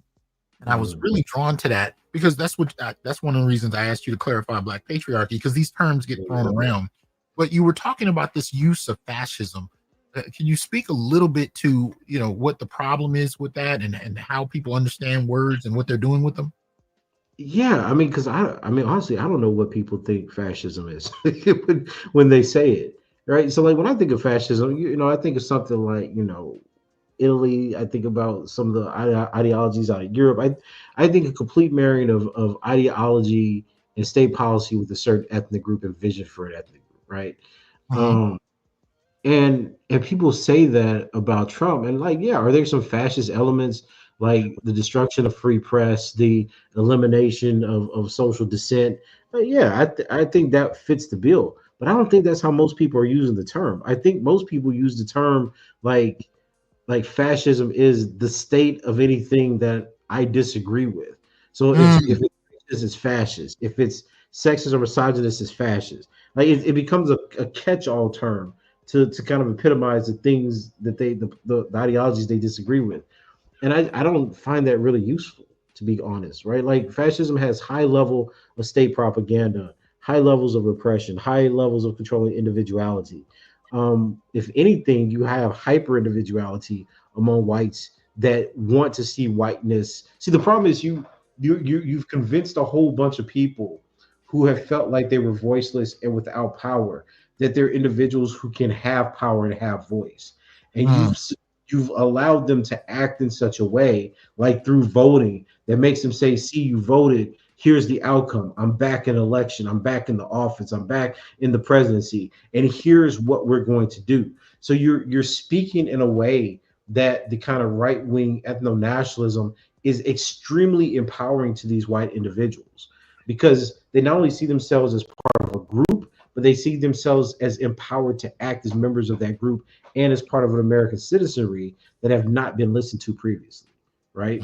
So yeah, I mean, all I was saying in that, if I remember that post correctly, all I was saying is like, look, words have meanings. There's histories, right? There's Mussolini, there's Stalin, there's Hitler. Like there's elements of this that we can look at, test, and see if this is what America is. And I Yeah. understand for people, Twitter. I think I take Twitter a little differently because I don't participate. I don't participate in all the back and forth on Twitter. But if someone like tags me or sends me a clip or something, or says somebody said X about black male studies or something, then I usually try to come in and clarify because those are things I care about. But Mm-hmm. I don't think that we have the sophistication to have real conversations anymore, Yeah. right? And again, this is the problem. We're talking to each other as if we're on the same page because we've talked for years. We understand. Like I don't come in with bad faith towards you. But in Mm-hmm. many cases, what's happening not only on Twitter, but in terms of our political conversations analysis, is that if someone doesn't agree with you, you have to claim that this person is evil and immoral. Yeah. So you can't have a discussion that can move you to a middle ground. It's impossible. But then you say everything's fascism. So then, well, how do you eliminate the fascism? You don't want more democracy and inclusive open dialogue. You say it's either X or Y. It's either A or B. So Mm-hmm. if fascism is a way of thinking about the world such that there can be no disagreement, there has to be one unitary idea that matches the will of the people with that of the state and of a certain folk destiny, then you also have to say, well, that's no different than black feminism. That's no different than liberalism. There's a whole bunch of things that aspire to that, even though it may use a rhetoric of inclusiveness. Everybody who's part of the Democratic Party or part of the Liberal Party, as Obama showed, had to vote Kamala. There was no ifs, ands, or buts. When people Yeah. asked, well, was it a primary? Pelosi said, yes, we did have a primary and she won it. When she lost, she's like, we should have had a primary. So you have in the Democratic Party, I just completely lying to the public Right. about what they think gives them legitimacy and gave the candidate legitimacy. You're just a different side of it. Yeah. Yes, there are clear issues and there are clear differences of violence. I don't want people to, oh, well, you're equating. It's like the Hillary Clinton letter. You're equating her letters and working for the state with Trump. No, nobody's doing that. Nobody's saying Kamala is just as bad as Trump. What's being said is that you have two governmental parties which both engage in lying, both engage in propaganda, both engage in certain forms of realist politics, where each one of the other is the enemy, and you're telling a public that I'm supposed to reject one form of these kind of right-wing authoritarian party politics, but accept it if it's from the left. Mm-hmm. Right? And that's what I'm saying doesn't make sense. And black people keep falling for this trick year after year, man. Oh man. We each other Religion. enemies, not the ones that we're not the power brokers of the society. We're not. I mean, you can have you can have we have 44, 45 million black people, 44, 40, every black person, man, woman, child, infant could vote in this country and still lose. They still wouldn't Yeah. get the result they wanted. So I don't, for the life of me, I don't understand if we're using fascism to designate the direction of ideas and ideology in the United States that allowed Trump to be elected yet again. Okay. But if we're using fascism to describe all the things that I disagree with simply because Mm-hmm. they're my ideas, I don't think that's very useful, right? And Okay. see I see an increasing amount of disdain and dissatisfaction um, being framed as political analysis, Yeah. right? And Yeah. that doesn't mean that they're mutually exclusive. You could be upset and make good political analysis, but just because you don't get what you want doesn't necessarily mean that everything else is fascism or Right. everything else is evil. It means that you're outvoted. It means you have less power. It means maybe you've thought about your political destiny only through symbols and lack of material representation and economic power. And in that world, you have to say, well, then what has been given to Black people that we have too readily accepted at our own expense? Mm. And you know, we love the idea of hope and progress and all these other things. Yeah. You know, we absolutely adore it, and we have not made the hard choices to seriously question the people that's claiming that they have our best interests at heart and they're our white allies and friends. This is kind of a selfish question, and This is something I've been thinking about and wanting to get your opinion on. So I'm gonna take advantage of the fact that I have you here. Um, right now, of course, with Trump's election, we're talking about a red wave. There's a lot of people talking about a red wave overturning a number of different things, and I'm Yeah, yeah. curious about DEI. You mentioned it. You mentioned it a little bit earlier. My thoughts on it in regard to black men, however, is that I'm unsure how much black men have benefited from it, because from what I've seen, black men have been treated like honorary white men without the power. As far as DEI culture, which to me is based on a lot of intersectionality, kind of Mhm. thinking. The subtext of it is that, especially heterosexual black men are a problem. They're toxic because they're male, so on and so forth. So now Yeah. there's a push against DEI, and of course, people are worried about what the conservative blowback is going to be. Where do you see black men in this whole conversation on DEI, and just in your opinion? Look, I've asked myself the same question. I mean, I think a lot of the arguments, um, like black male privilege, issues of black patriarchy, serve to decrease the viability of black men, historically taking advantage of things like affirmative action, Hmm. because it was a way to convince white liberals who were making decisions in hiring and admission that black men already had power and they're not the ones that are the most disadvantaged. So you should actually let in or create preferential treatments for other groups like women and other sexual minorities. So at a structural level, I think if you eliminate DEI, a whole lot of black people suffer, black men and women, right? Black boys and girls. But specifically, I think that black men have historically been locked out of a lot of DEI initiatives, like in hiring, Yeah. and even in school admissions. Like most of these programs that you see involve high levels or disproportionate representation of black women in higher education, and practically, very little to no black men. So I think the reaction and the sentiments could be different. I think most black people rightly point out that DEI is important to challenge white supremacy, for black people to find voices and spaces. But as you know, most black studies departments have tremendous efforts, resources, and faculty dedicated to black feminism, and practically none dedicated to the history of black radicalism or even black males. Right? Mm-hmm. They Mm-hmm. don't, they don't study them. Right. So yeah, I mean, my view, black men are going to be disadvantaged like every other black person, but historically, for the last several decades, they benefited the least. And I think that's going to create a vastly different relationship to how they respond to this. You know, they're already underrepresented. They're already not hired. Yeah. You have whole departments that are black feminists where no black men are in sight, and nobody finds a problem with it. So yeah, I mean, will it affect them in terms of the climate and culture of institutions? Yes. Will it affect the number of black men that are going to be college, or admitted into college? Yeah. But are they going to be hit the worst? Probably not, because they've benefited the least. The benefit of the lead. It's very reminiscent of affirmative action policies. You Yeah, know, absolutely. where even with DEI, we can see that in terms of these DEI representatives in these corporate environments are majority white women, but black Absolutely. men is the smallest percentage. So it seems to be a mirroring of the same kind of thing we saw with affirmative It's action. the exact same dynamic. It's going to be the Yeah. exact same dynamic, and this is why this is the irony of it is that white women benefited the most from adding sex to Title VII and affirmative action claims, um, both in terms of education, businesses, grants for new businesses, etc. But they were the ones that were actually raising legal challenges, like in Texas, against affirmative action. So Mm-hmm. they were they appealed race-based considerations of admission, but you can still use gender. And Yeah. and despite this is what I'm saying, you had this whole presidential race, and not once did anyone talk about affirmative action. Right. Right. Right? I didn't hear Kamala mention it one time.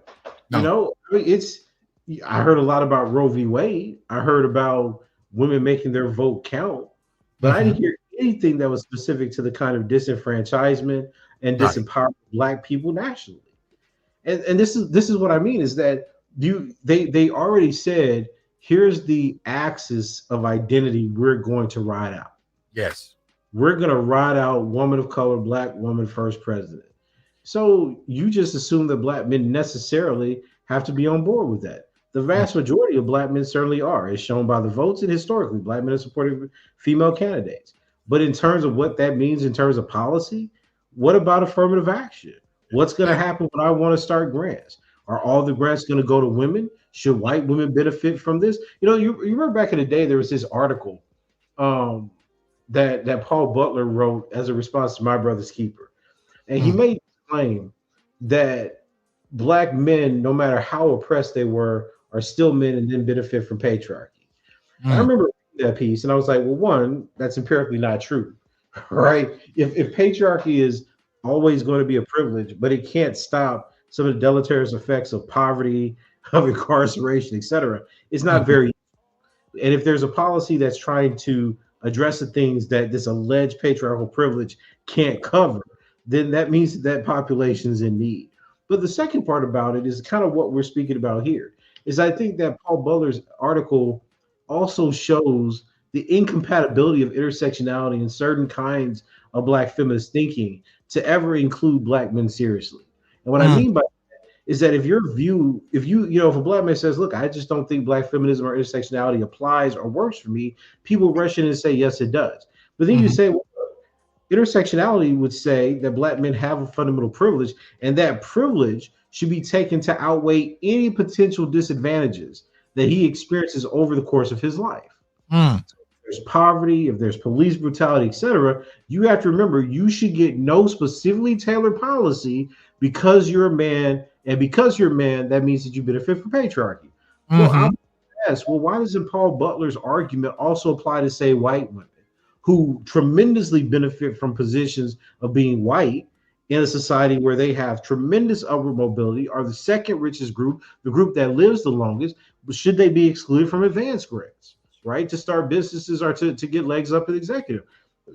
That someone like Paul Butler would never make that argument, right? Because he doesn't want to be seen as being sexist towards white women. But he has no problem telling Black men who have some of the lowest markers in education, lowest markers in entrepreneurship, lowest markers in overall wealth, that they should receive no benefits whatsoever just to improve their rate of matriculation in high school. So what it shows you is that there's a fundamental incompatibility with how Black men are seen as vulnerable and the policies that can be used to help them that even gets them equal. My Brother's Keeper wasn't a successful initiative. I was against it from the beginning in terms of what it targeted. But if you're telling me there should be no programs to get Black men equal to their female counterparts because you think there's some kind of male privilege, well, then you already see that what the hope for Black men's participation in affirmative action or DEI is. They're fundamentally excluded. It has an exclusionary effect because you're saying patriarchy is the most significant and only variable that you're going to use as a metric to understand whether or not Black men should get individually tailored policies, right? Well, I just want to ask a question because you were talking about just a second ago, the state, the relation between Black men and Black women in that sense. But I wanted to get some clarification because there are some that argue, well, Black women are doing worse off. Black women have lower income. Black women are the worse off, demographic. So how can you make that statement? How do you respond to that? I mean, Black women are not the most worse off demographic in certain areas. Again, specificity is the issue, right? Like if you're measuring income, you have to look at debt ratio. Like there's Black women carry large amounts of debt, largely from student loans and stuff like that. If you're looking at life expectancy, Black women certainly have an advantage. If you're looking at incarceration, Black women certainly have an advantage. They're incarcerated less. If you get employment, Black women are employed more. They face less job discrimination, both in hiring and over the course of time.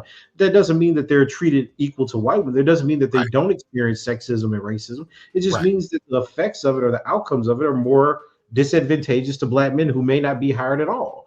Right. So I don't know what these things mean because every time people say them, I'm like, well, what are we comparing? Right. I mean, I'm happy to engage in discussion. I just don't know what we're comparing. And usually people say things like, oh, well, gender-based violence. Well, Black men have higher rates of violence in practically every group of women, including Black women in some cases, in some metrics of prevalence, be it 12-month or lifetime, given the year. So what are you talking about? And we don't get a very clear answer to that. And the reason we don't is because it's not meant to be a serious point of discussion or analysis. It's meant as a trump card. It's the spades. Yes. They're constantly cutting the deck, so to speak. Because everybody else is trying to argue facts. They say, oh, well, gender trumps everything. It's just not the case. We know that femininity disarms lots of racial stereotypes. I mean, in fact, this is one of the major pieces of misandric aggression, as you know, that I've been arguing for years, that when we look at racial animus, it's activated by certain tropes of a hyper heterosexual savage black man. So if you think that black men are rapists, being a female disaggregates you from that idea, because you're not thought to be a rapist because you're a woman. If you think about a terrorist, if you think about someone who's the most violent, those are all male stereotypes. So the racist ideas that we have of black people are driven by their views of black men, right? And other racialized men generally, but in this case, since we're speaking about black people, black men. So for you to say, or for someone to say, black women have it worst, What does that mean? what does it Yeah. mean? Yeah. Right? Yeah. They're not going to be targeted as dangerous to the same extent that men are. They're not going to be abused, disregarded, ostracized from institutions the same way that black men are. Does that mean that they don't suffer from discrimination? Absolutely not. You see, Right. that's what, you see what I'm saying? It's like, you know, when you have these discussions, you're forced into this imaginary where you're like, oh, well, black women are privileged. No, I think there are certain circumstantial advantages and privileges black women have over black men, like not being associated with danger and murderers when they're seen. They're not always seen as more aggressive, bigger, and intent on violence as black men are. Right? Right. This is just evidence, right? This is just the way that white people interact historically with that group. But does that mean that we should disregard their claim? No. Their claims are expensive? No. But it does mean that if you're saying you're the worst, that we should say, hey, hold on. That's not exactly what the evidence says. That's not how black men experience the world. You see, black men's experiences have to define some positionality. And right now, what people say is that if a black woman says something, or if a black feminist says something, that wins the argument. That's the trump card, right? That's not right. Are we scholars, or are we audiogogues, right? Or Right. audio, so to speak. You know what is the point? Is if we all have to believe the same thing, and we all have to say the same thing, then I don't understand where that places us as black thinkers, or places black scholarship. Right. You see, my issue, and this is why we used to speak back in the day about this when I was first thinking about black male studies. I was always intent on something that could constantly learn, a way of thinking, a paradigm that could constantly be informed by evidence, so that our theories will make sense and be able to describe the world that we live in. Right. The people that are arguing about who has it the worst are not people interested in learning and growing. Right? They're interested in defending their ideology, because those people who make those claims are still arguing about the stuff that black feminists wrote in the 1960s and 70s. Like the debate, it's not like people said, look, we have all these statements and evidence and concrete facts that black men were trying to engineer a society where only they rule. There's no evidence for this. There's Right. there's never any manuscript. There's never any words that was said by a black political leader or black organization that was purely based on excluding women. You can see that all throughout white history, but you can't find it for black people. But we're supposed to act as if it's true simply because we live in a patriarchal society. But then, as we've talked about this before when we discussed social dominance theory. When you look at patriarchal societies, they're empirically, sociologically set up vastly different than how feminists talk about them. Yeah. White women are not killed within patriarchal societies by lethal violence because they're disposable, right? Patriarchal societies are not setting up sectors of female work that leads to early mortality for that group. Get it. It's so funny that you have people saying black men benefit from privilege when black men have the lowest life expectancy in the United States. You see, are they taking out? This is this is institutional decimation by James Stewart, right? Like, you have history upon history, decade of decade, social science, economists, etc., showing that black men are pulled out of a society. And then when you say that, people are like, well, I don't believe it. Okay. It's not, I'm saying that there's no point in arguing with people who are fundamentally dedicated and determined to defend one way of viewing the world. See, the problem is we've been taught as black people that we're trying to convince people who are fundamentally invested in rationalizing their bigotry as gender theory, right, about black men. Why? You see, that's what I mean. Like, once you get outside the United States, why are we trying to convince people? I wouldn't go talk to a white liberal and try to convince them that they're wrong. I'd make an argument. I'd present the evidence. You say, Tommy, I disagree. I was like, I understand. I'll move on. Right. Go give another talk, another keynote somewhere else. I'll present the evidence, make the argument, show them the archive, show them the data. Right? You agree or you disagree. That's how scholarship advances.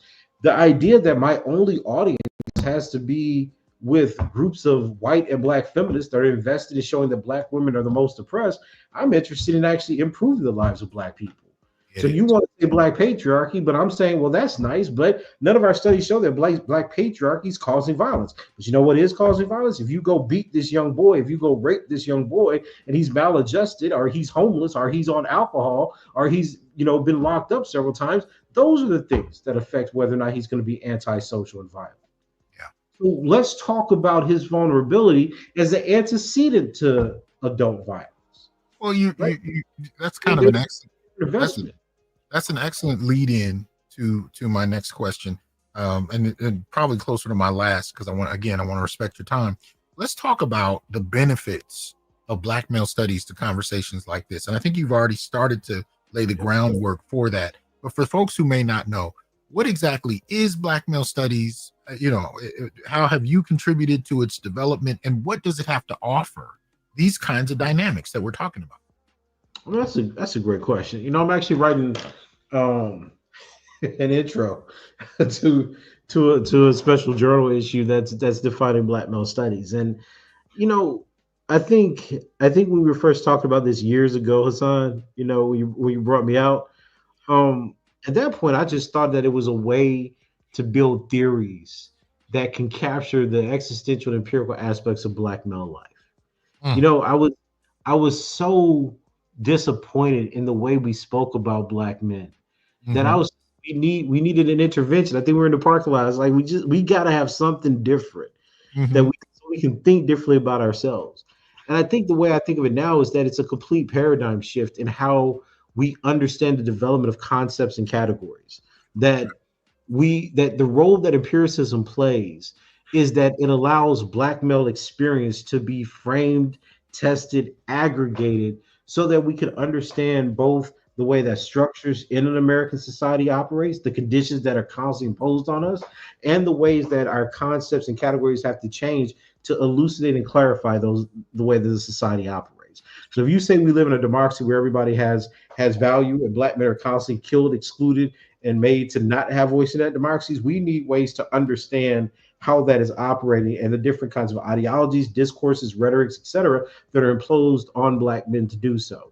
So Black male studies is a way of studying and understanding the world that seeks to undo the way that violence and dehumanization operate on making Black men voiceless and invisible, right? It's a way to confront the vulnerability hidden behind the monstrosities that we make Black men into, and I think that is a much better way to approach resisting racism and dehumanization than just to say I'm trying to understand it, because we see so much evidence of Black men being murdered, killed, disregarded. I mean, you pick anything negative, and it's just like the lecture we're just talking about. We're literally having an argument about something that's not true. Okay, we're having an argument where 82 plus. I mean, I've seen different polls, but say between 80 and 82% of Black men voted for a Democratic candidate.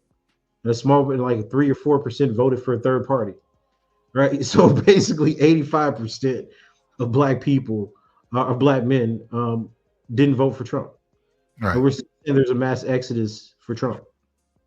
So we have to entertain the counterfactual. So what that Black male studies would say, why are we entertaining something that's not real as the basis of interpreting a whole group of people who are in front of us, living, thinking, breathing, etc.? Why is the pretend, why is the imaginary the basis of understanding the reality that Black men confront and face? And the second part of it is that Black male studies wants to understand how Western patriarchal societies operate. And that means that there's an increased and lethal amount of racist and misandric aggression directed towards racialized men, specifically Black men in the United States. And we don't understand that.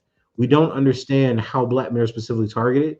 We don't understand Black male sexual vulnerability. So how Black men are raped, how they're experience high levels of sexual debut, how they're abused within relationships, how they're murdered at higher rates than any other group of men in the United States. We all say that, well, that's because Black men are violent. So people, and I've literally seen people do this. They'll look at the number of Black men victimized and say, all those Black men were in fact perpetrators and predators. How do you get there? Like there's not a single group in any data set that's collected by the government that's not talked about in terms of their victimization status. But only magically, when you come to Black men, you're told these aren't real victims, these are really perpetrators. You see that interpretive gap, that reversal of Mm-hmm. victimization? Black male studies adamantly rejects that because it wants to understand, hey, if the CDC is willing to say that 1 in 4 men are victims of domestic violence, if personal testimonies and studies they do on white men say they're victims of domestic violence, hell, if I go to Black men that I've seen in real life be beat or attacked by their girlfriend, spouse, or even some of their caretakers, can see that this is domestic violence, why are we not studying that? Why is that not part of their story? Mm-hmm. Right? Black male studies tries to clarify and illuminate. It doesn't take a political position about the sanctity of the specific group. Black men, we don't have to make Black men into angels to show they're not demons, right? And this is an approach that I think other ideological discourses like intersectionality take up. That Mm-hmm. if I disagree with intersectionality, I disagree with the Black woman. I am harming the Black woman. Black male studies says, look, we already come from a situation where everybody condemns and hates us. That's Mm-hmm. not the issue. That's I'm not offended any Right. more than I really am when you talk about Black men in this way. But I want to understand and clarify what it is and what kind of ideological apparatus operates so that you can get jobs in the academy, that you can get government positions, that you can control policy when you believe these kind of bigoted things about Black men, Right. right? Right. And that's why I think that Black male studies has done so much better around the world, right? Having conversations with brothers from Africa and brothers in Spain Mm-hmm. and throughout the EU, even high level institutions throughout the UK that I've lectured at, given keynotes at, because there's at least a willingness to listen to the evidence. Mm-hmm. Sometimes you get the same responses. Oh, well, the data undercuts people. I was like, well, it's cross-sectional data. This is a survey. So it doesn't really, it's not about reporting, right? But, these are people in liberal arts, so they make the same kind of arguments. But the real issue here is that we're trying to study and we're trying to understand. And we've created an oppressive amount of scholarship in 7 years with, 3 or 4 books, several dozens of articles trying to better understand what it is that makes Black men so disposable within these societies. And Yeah. I think that means something that you can, I see this stuff that people put on Twitter, and to be honest with you, I'm not very moved by it. Right. I mean, I see graduate students, taking personal shots and disagreeing with things that they certainly couldn't have read, much less understood. That's Mm. fine. People will come up with arguments, but the only argument that's ever been published just says Black male studies is not intersectionality. And if that's the best you have against a whole field, then I'm pretty content with the status of the field. Yeah, Name that's almost really, a compliment. yeah, that's what I'm saying. Name calling doesn't impress me. I mean, the man not's been cited, I think over 500 or so, maybe 600 times, 500 probably, about 500 times. It sold over 10,000 copies. I'm constantly getting graduate students from around the world that are interested in these areas. Yeah. We get out students, like Clay Gilmore, Delitzo Rue, Adebayo Oluwayomi, who have done work. We have students now that's doing work in this area here at Edinburgh and other places throughout the world. You have William A. Smith that's doing, continuing to do great work at Utah. He's moved into an executive position at a medical school. You have of course Calvin Warren's contributions to these kinds of questions of Black male fungibility. You have Norman Dejar. There's so many young scholars. You have Amir Jama. Anderson out there at UT. There's so many young, bright scholars Yeah. that are taking up the question. I mean, it becomes kind of hard to, that's a long way of answering, where do I see myself? I thought of something, you know, and I started to think about a different way of understanding what was right in front of us. Mm-hmm. Um, and I know, I know, Rashid said that I was a father of Black male studies, and I mean that's something for, I guess, history to decide. But the way I look at it, that there were a group of Black men, you, me, uh, Neil, Smith, other people that saw something wrong, Mm-hmm. and we start talking about it, and we start in different ways trying to challenge it. And it just so happens that The Man Not was the first book that was published that introduced a systematic way of us to think about black men differently, and for that, I certainly think some credits deserved. But I mean, man, these things, when we're all dead and gone, other people are to decide who did what. I'm happy to be surrounded by groups of people that understand the humanity that black men have, and the humanity that's being lost. Well, let me. And it's Oh, just so important for us to continue to focus on what it is we're here to do, which is to clarify the life and the position of black men, and ultimately improve the life and decrease the violence that we have in our communities. well, let me ask you this. Hold on. I want to put this up so people can see what you're doing. I want to know because I think people might greatly underestimate what you're doing at Edinburgh. You're literally helping to form the next generation of Black male studies scholars. So I want to. You mentioned some of the cats that are coming out. Some of that you've had a hand in. Can you Yeah, tell us about any of the book projects that are coming out? I also wanted to bring this up, so people yeah, can see, this is your work over at Temple University Press. But talk a little bit about what's coming out on the press. What can we look forward to?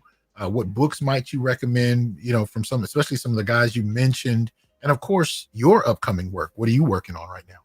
man. So some of the projects are still going under review, so I guess I can't speak prematurely if they'll get accepted. But I can just, I mean, some of the proposals that we get, for the series are just so innovative and insightful. We have some texts that are looking at queer brothers' experiences of fungibility through a Black male studies lens. We have brothers that are looking at counterinsurgency and the ways that gender theory has been utilized in theaters of war to demonize male militants and militant and radical Black thought. We have brothers looking at the construction of Black men as criminals, and beasts that have been uh, part of a kind of been managed through a eugenic enterprise. We got brothers that are talking about how Black men are using play and playfulness as a way to construct Black manhood. Is I mean bro, we have some really exciting projects that are under review at the press right now, and I sit back and I smile because I don't think that Black men have ever had the opportunity to creatively engage with how they get to see themselves without the burden of pathology. You know, Mm-hmm. Mm-hmm. thing, it's kind of a while back I was talking about Gibson's book, Ernest Gibson's book, because was it Salvific? Forget it. He got two brothers. It's a book on Baldwin, and I always smile to myself because when I read his book, I was like, this brother sounds like a Black male study scholar, but I had never met him. Okay. He was talking like in the language that you talking, like Black masculinism.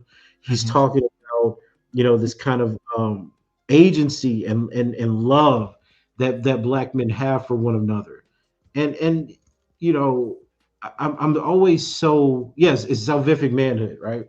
And I always used to just say, it's just amazing that we have Black men now trying to reconstruct and free ourselves Right. from this kind of theoretical imposition of the academy, where we're told that Black men only think in these terms. We're told that Black men are narrow. We're told that Black men are homophobic.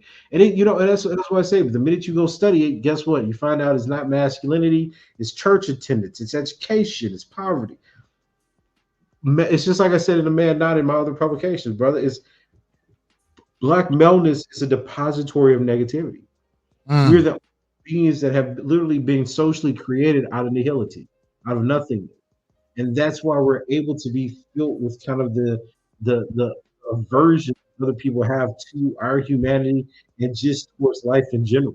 We become literally the bastard phantom of everyone's horror, and that has been sufficient to sustain intellectual and political inquiry into our group for over a century. Yeah. So when I see Black men who are thinking about what it means for us to be fungible as straight black men, queer black men, right? Disabled black men. The list goes on and on and on. It brings me joy that we are studying ourselves in a different way. Yeah.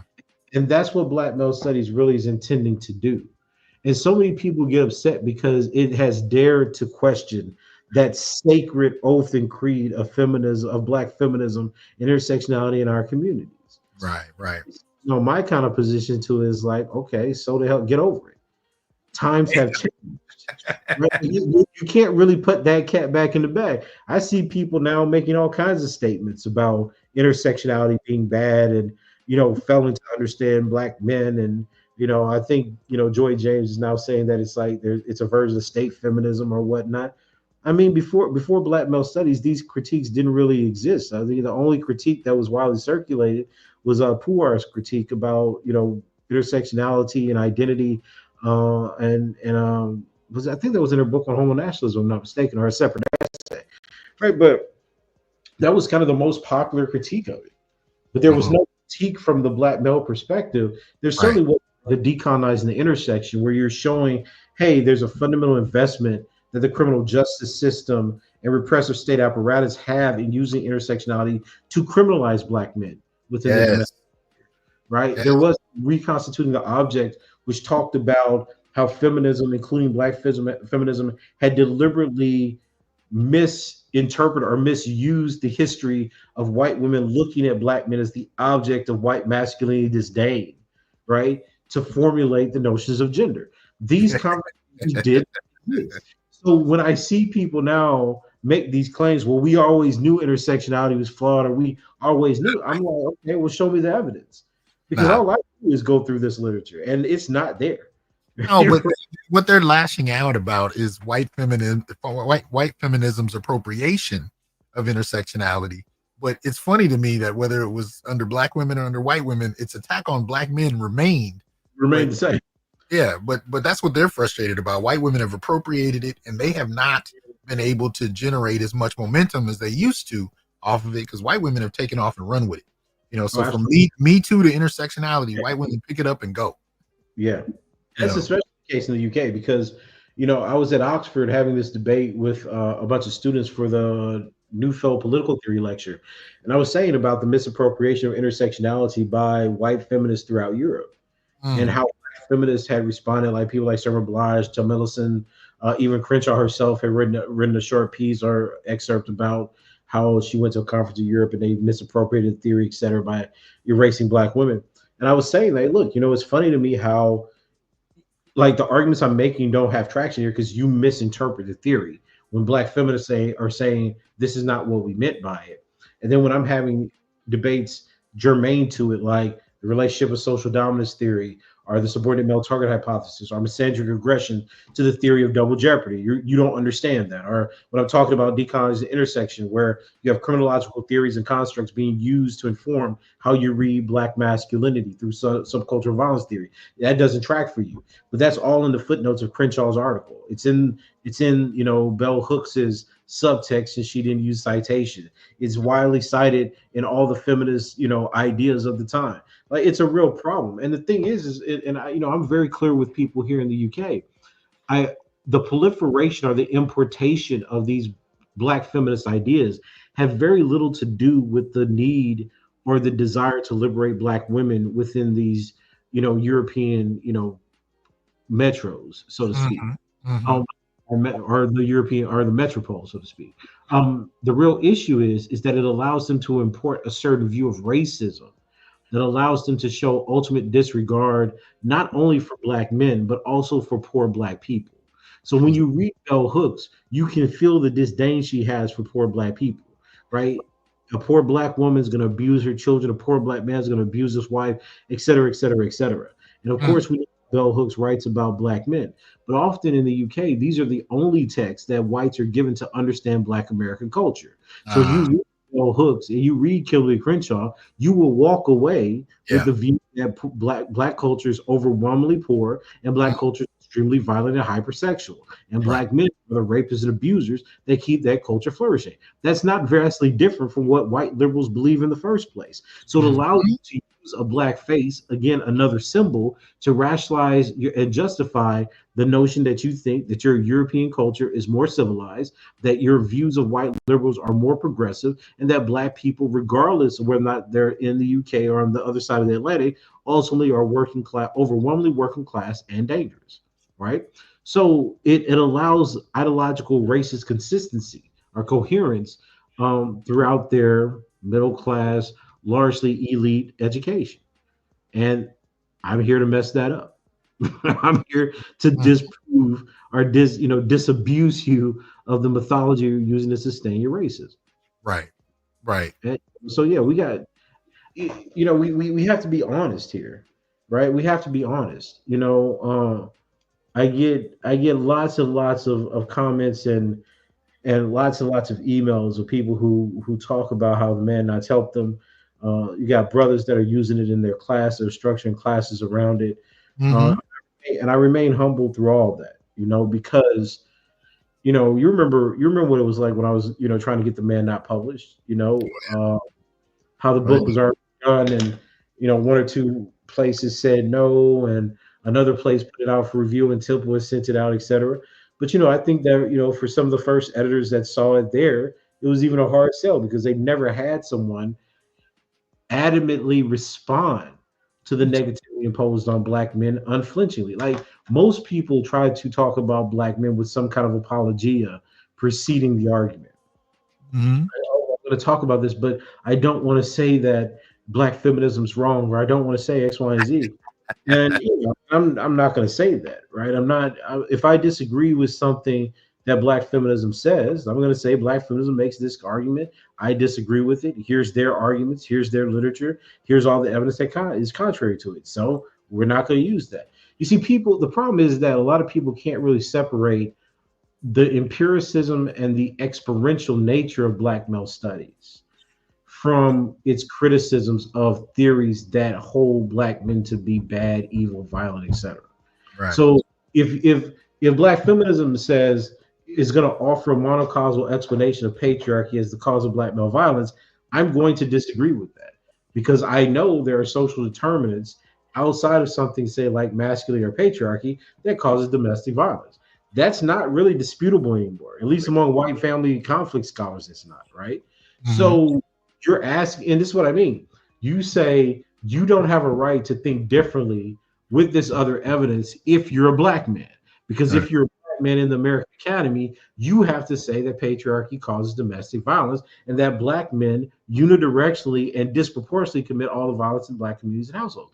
And I'm going to say, well, no, there's not a single data set that shows that. So why do I have to believe what you say? You see, this is what I mean when I say that there's a kind of ideology and a dogmatic response that imposes meanings and discourses upon black men, as if we're Right. not thinking beings.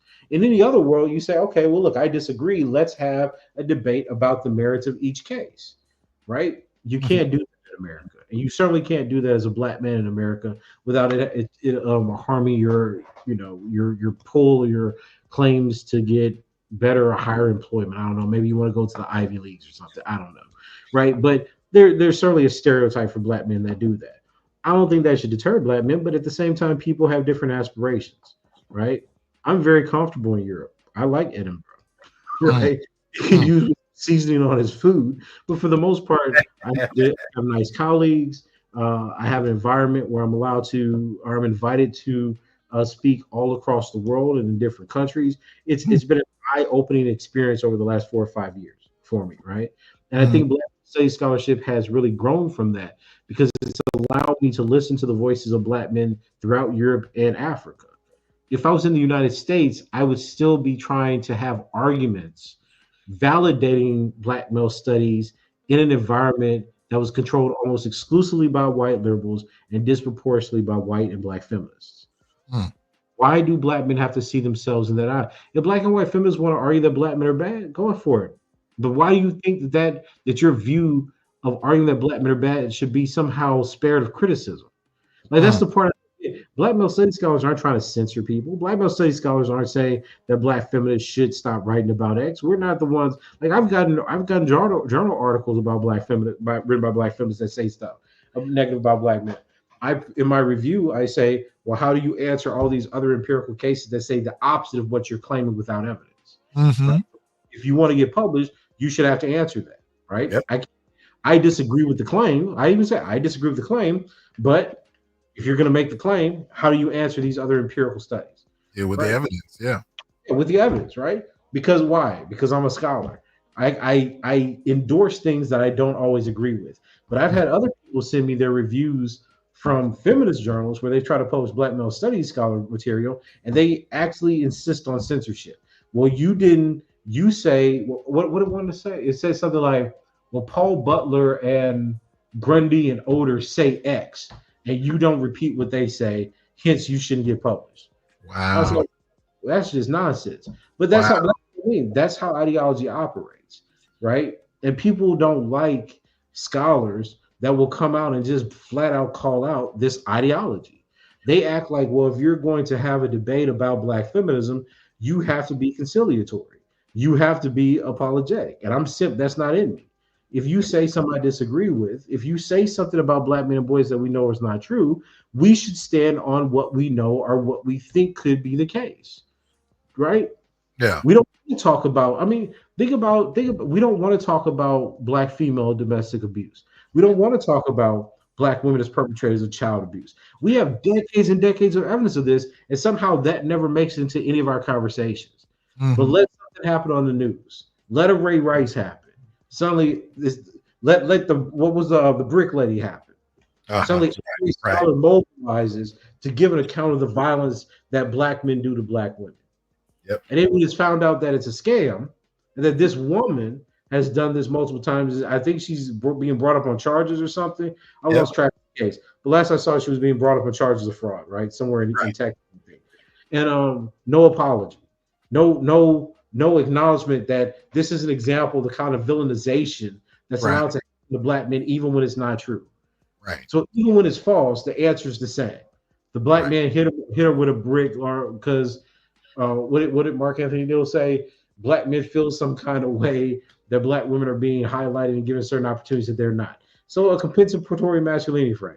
Black women are making higher economic and political gains. Black men are not, so they're using bricks as a way to even the playing field. I mean, come on, man. Like, there's all kind of reasons that people act violently. It could be that he was offended. It could be his masculinity was fragile and she didn't give it. That could have been the case, but in this case, it wasn't. Why? Because it was made up.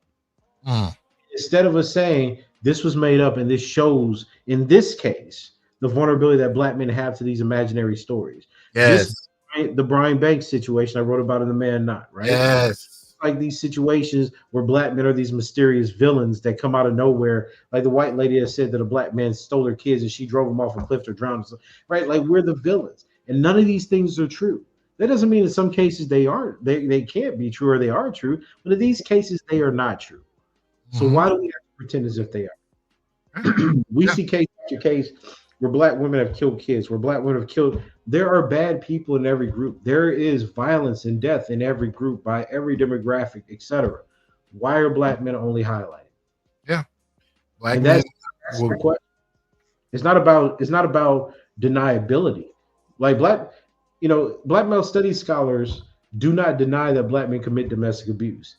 They ask, when we look at the numbers and we hear the stories of black men who are victims, why do we not talk about black women as well? Given that the rates of victimization are practically equal. Why is it that they're the only group? We talk about domestic abuse within couples. Why are we not talking about queer couples, bisexual couples, and lesbian couples? Like, it seems that the only time we're interested in violence in our community is if we can say it was caused by a black man or boy. Yes. But you don't decrease violence by constraining and protecting other violent people because you want to preserve your theory. Like I thought our job as black scholars was to understand black people so that our research could improve policies and opinions and approaches to their lives. Maybe I got the memo messed up. That's what I learned in my black studies classes, right? that the job was to study, to understand, to improve. But right now, is the idea is that, well, we demonize certain segments so that we can get paid. Because if Right. you say that certain black men are violent, crazy, that black men are, patriarchs, etc., you get a certain kind of platform. It's not just an academic platform. You get trade book deals. You get to be on MSNBC, CNN. Back in the day, you were people were writing pieces for Salon and Cosmo, right? Yeah. Like that's what happens when your only story is basically empower black women by denigrating black men. And when There's you structural incentives. Yeah. Exactly. But when you stand up for black men and say, hey, let's go look at the research. Let's do things like, we keep saying that intersectionality is progressive. I wonder what the debates about sex actually were on the congressional floor. I go pull the congressional debates. It looks nothing like what Crenshaw's talking about. So yeah, ideology displaces research, and Black male studies is trying to emphasize the need for research as a way to combat ideology. If you believe something, we should be able to test it or conceptualize it and Yes. argue about it in a dialectical way to try to understand what's happening. But in a world where you have to shut that down because you don't like numbers and science, then that speaks to the roles that ideology plays, where bigotry is encoded, as I said earlier, into theory. Like Yeah. if the view is I can't, and I gotta just take this. I mean, this sounds petty, but somebody needs to explain to me how numbers is Eurocentric and patriarchal, but psychoanalysis, which is a patriarchal theory of ego development developed by a white man, is not. I Mm. just don't understand. Are they not reading Totem and Taboo? Do they not read Freud? I just don't understand. Right. And this is what I mean when I say there's just no accessibility to the ways in which we claim that we study black people. Mm-hmm. So I go out and do things like, what we did with She Touched Me, right? Right. Right. Me and Dr. Ali. If we go Right. out and actually interview black male victims, people have a problem with the qualitative methodology being applied to black men, but we wanted to hear their stories, Mm-hmm. right? Somehow that's off the table. But if I just make stuff up, or I say I think X, right, because men desire to abuse, rape, and violate women, that's a legitimate theory. Like intuitionism is just one aspect of what used to be called revelation, or just the way that the mind grasps the world. Why is that different? It's a kind of prima facie knowledge that in some cases almost a priori, but you do an a posteriori investigation of things based in experience and based in how people interact with the world, and that's off limits.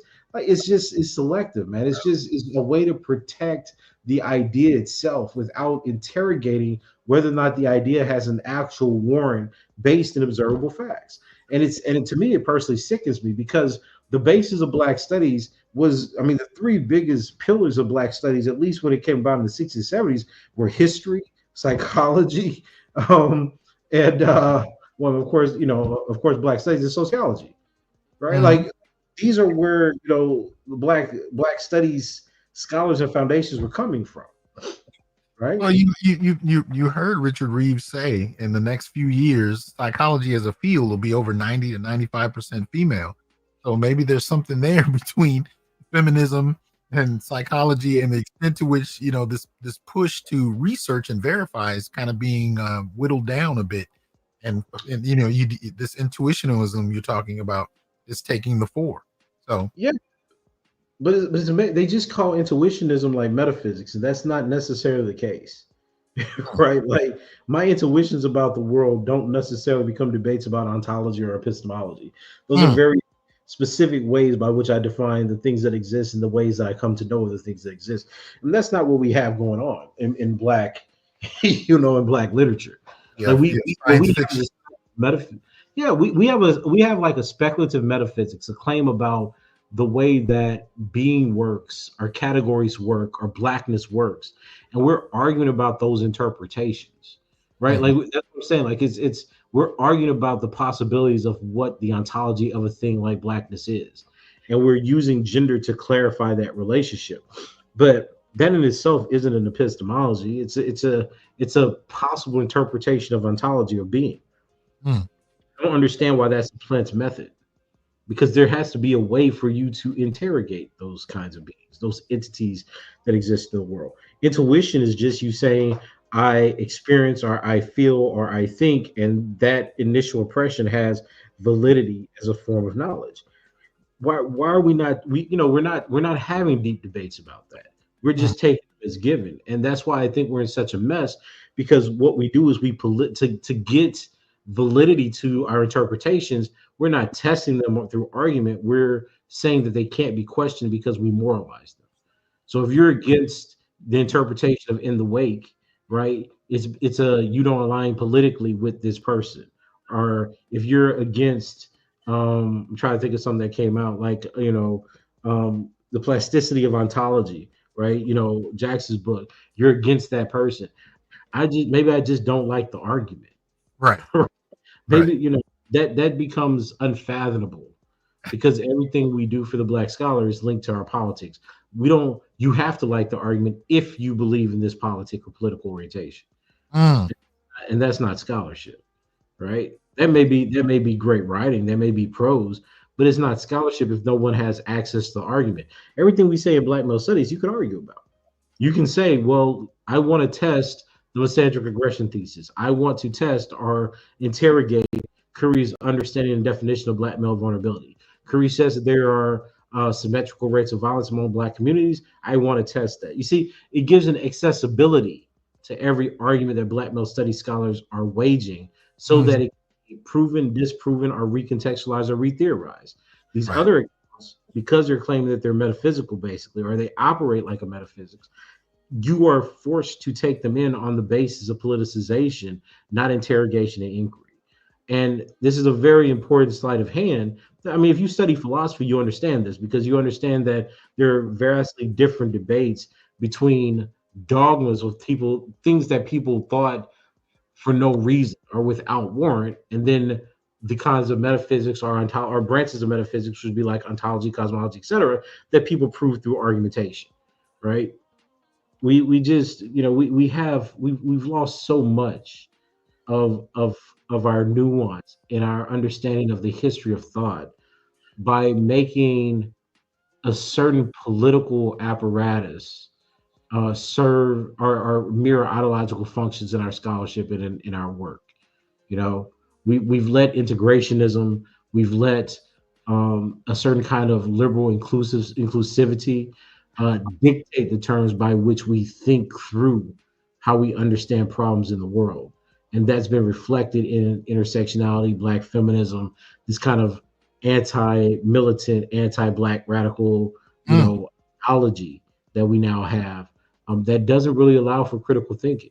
And yeah, again, you could be a person that critically thinks, Hasan, and you reject everything in Black male studies and everything in the Black radical tradition. But the point is, you're allowed to question it. yeah, And in these other disciplines and these other things like intersectionality, Black feminism, white feminism, even to a certain extent, you cannot question it. right. Black men are not thought to be the thinking kinds of subjects that should be allowed to question it. Right. And I think ultimately that's the problem. I think Black male studies reorients us to that, and I think that hopefully I'll be remembered as somebody that played a small but important part in that revelation. Well, last question. For anyone that has not read anything on Black male studies, what would you suggest they start with? And for those who are in the academy, graduate students, or even professors who are interested in studying more about it, what would you suggest they do as well? Wow. Well, given that the man not seems to be so much the target of debate, I say definitely read the man not. Mhm. Um, but your work on anti-black misandry, I think, is a great starting place for people trying to understand some of the empirical justification for why Black male studies scholars are speaking in this language. I think Ronald Mill's new book on the history of religion, theology, and social criticism is an excellent way to understand. I mean, even when he talks about Obama's moral speech in there, is an excellent way to understand the discursive implications of framing Black men as a dependent and pathological population. Katos's book, Appealing Because He's Appalling, I mean, that's what I'm saying. There's just so much that's been generated now. His anthology has great survey. The people who are interested in Afro-pessimism, you got to check out Norman Ajari's book. God, what is it called? I forgot Norman's book. Excuse me one second. I wrote a review for it. I wrote the forward for it. Um, man, Ajari publishes so much stuff. Sounds familiar. Is correct. Yeah, Darkening Blackness. He just, I've been reading his Instagram posts, and he wrote another book called the Afro Decolonial Manifesto. So I was thinking about that the other day. But I mean, you have like really smart black men that are doing just excellent work from across the world. Ajari's in France, Katos's in Canada.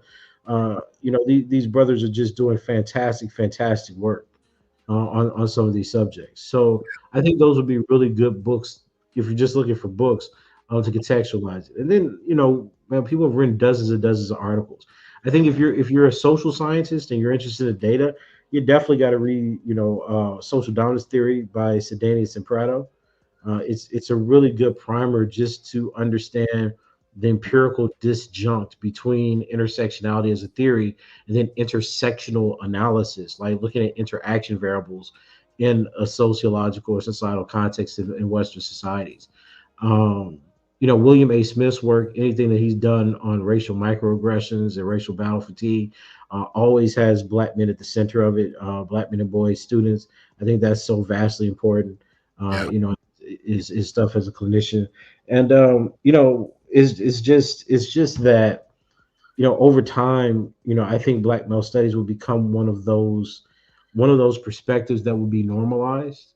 Mm.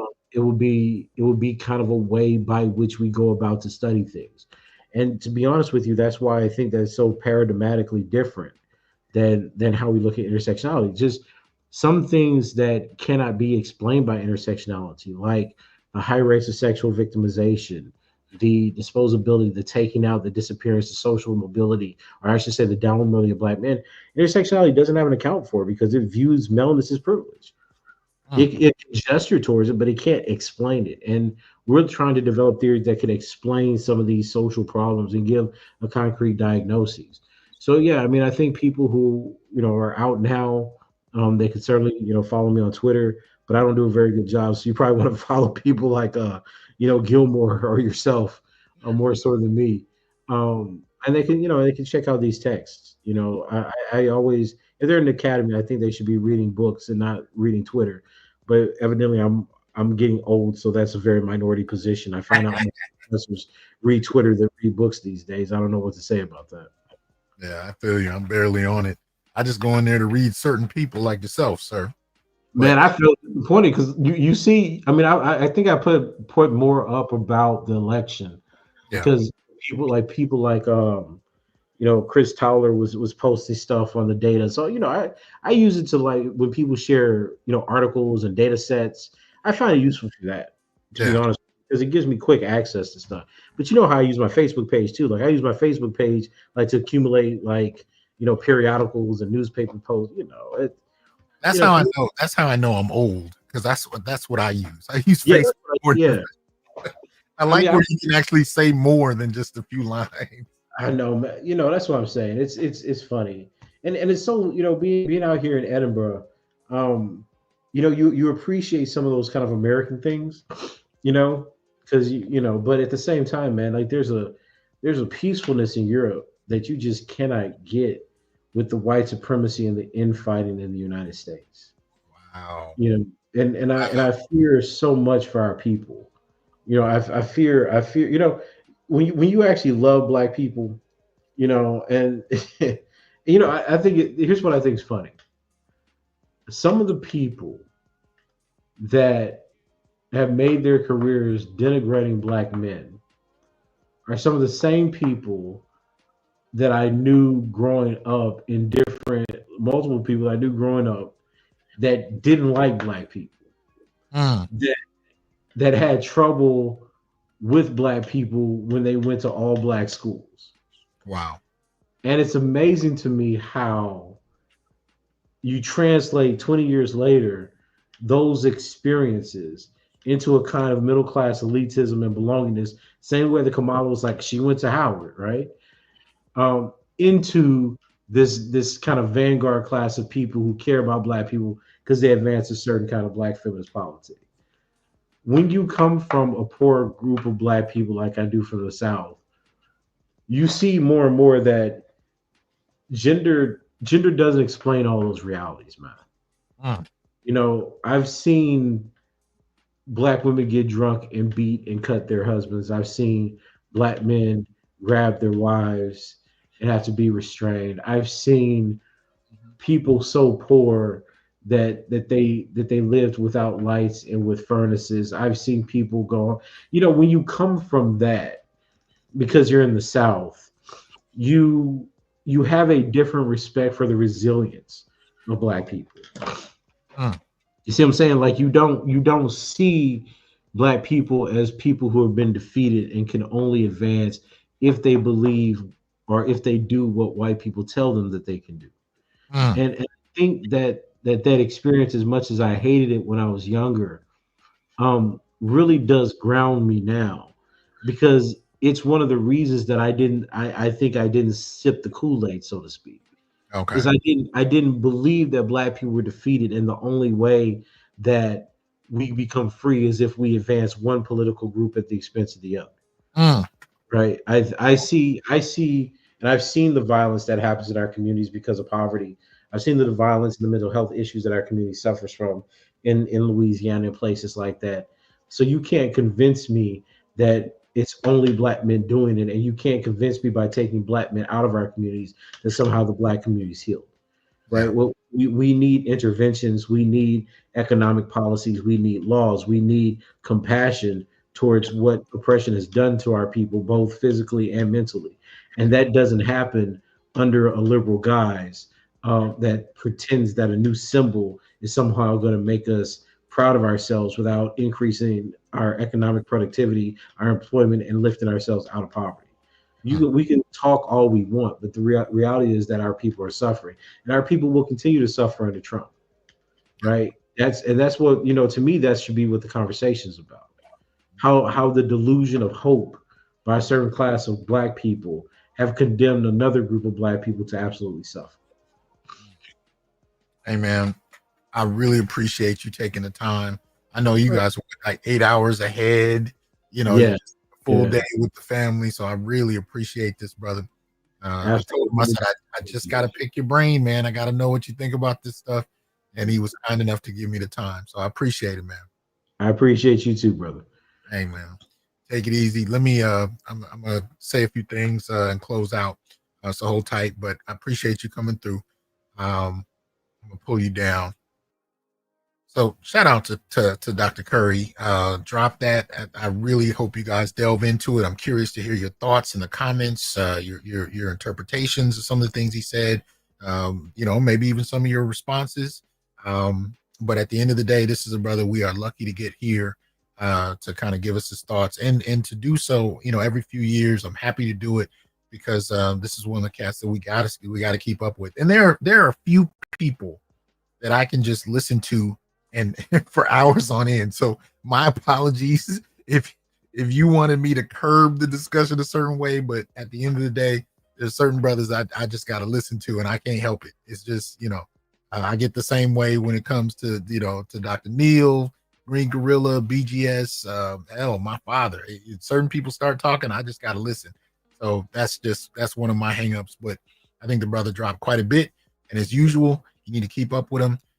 Definitely go pick up the Man Not, and there's a number of other texts you need to look into that the brother's putting out there, but most particularly look into his what he's putting out on Temple University Press, because he's got a lot of scholars coming out in Black male studies that's pushing the boundary, as he pointed out, a lot of different directions. So please take advantage of it, and I appreciate you guys coming through.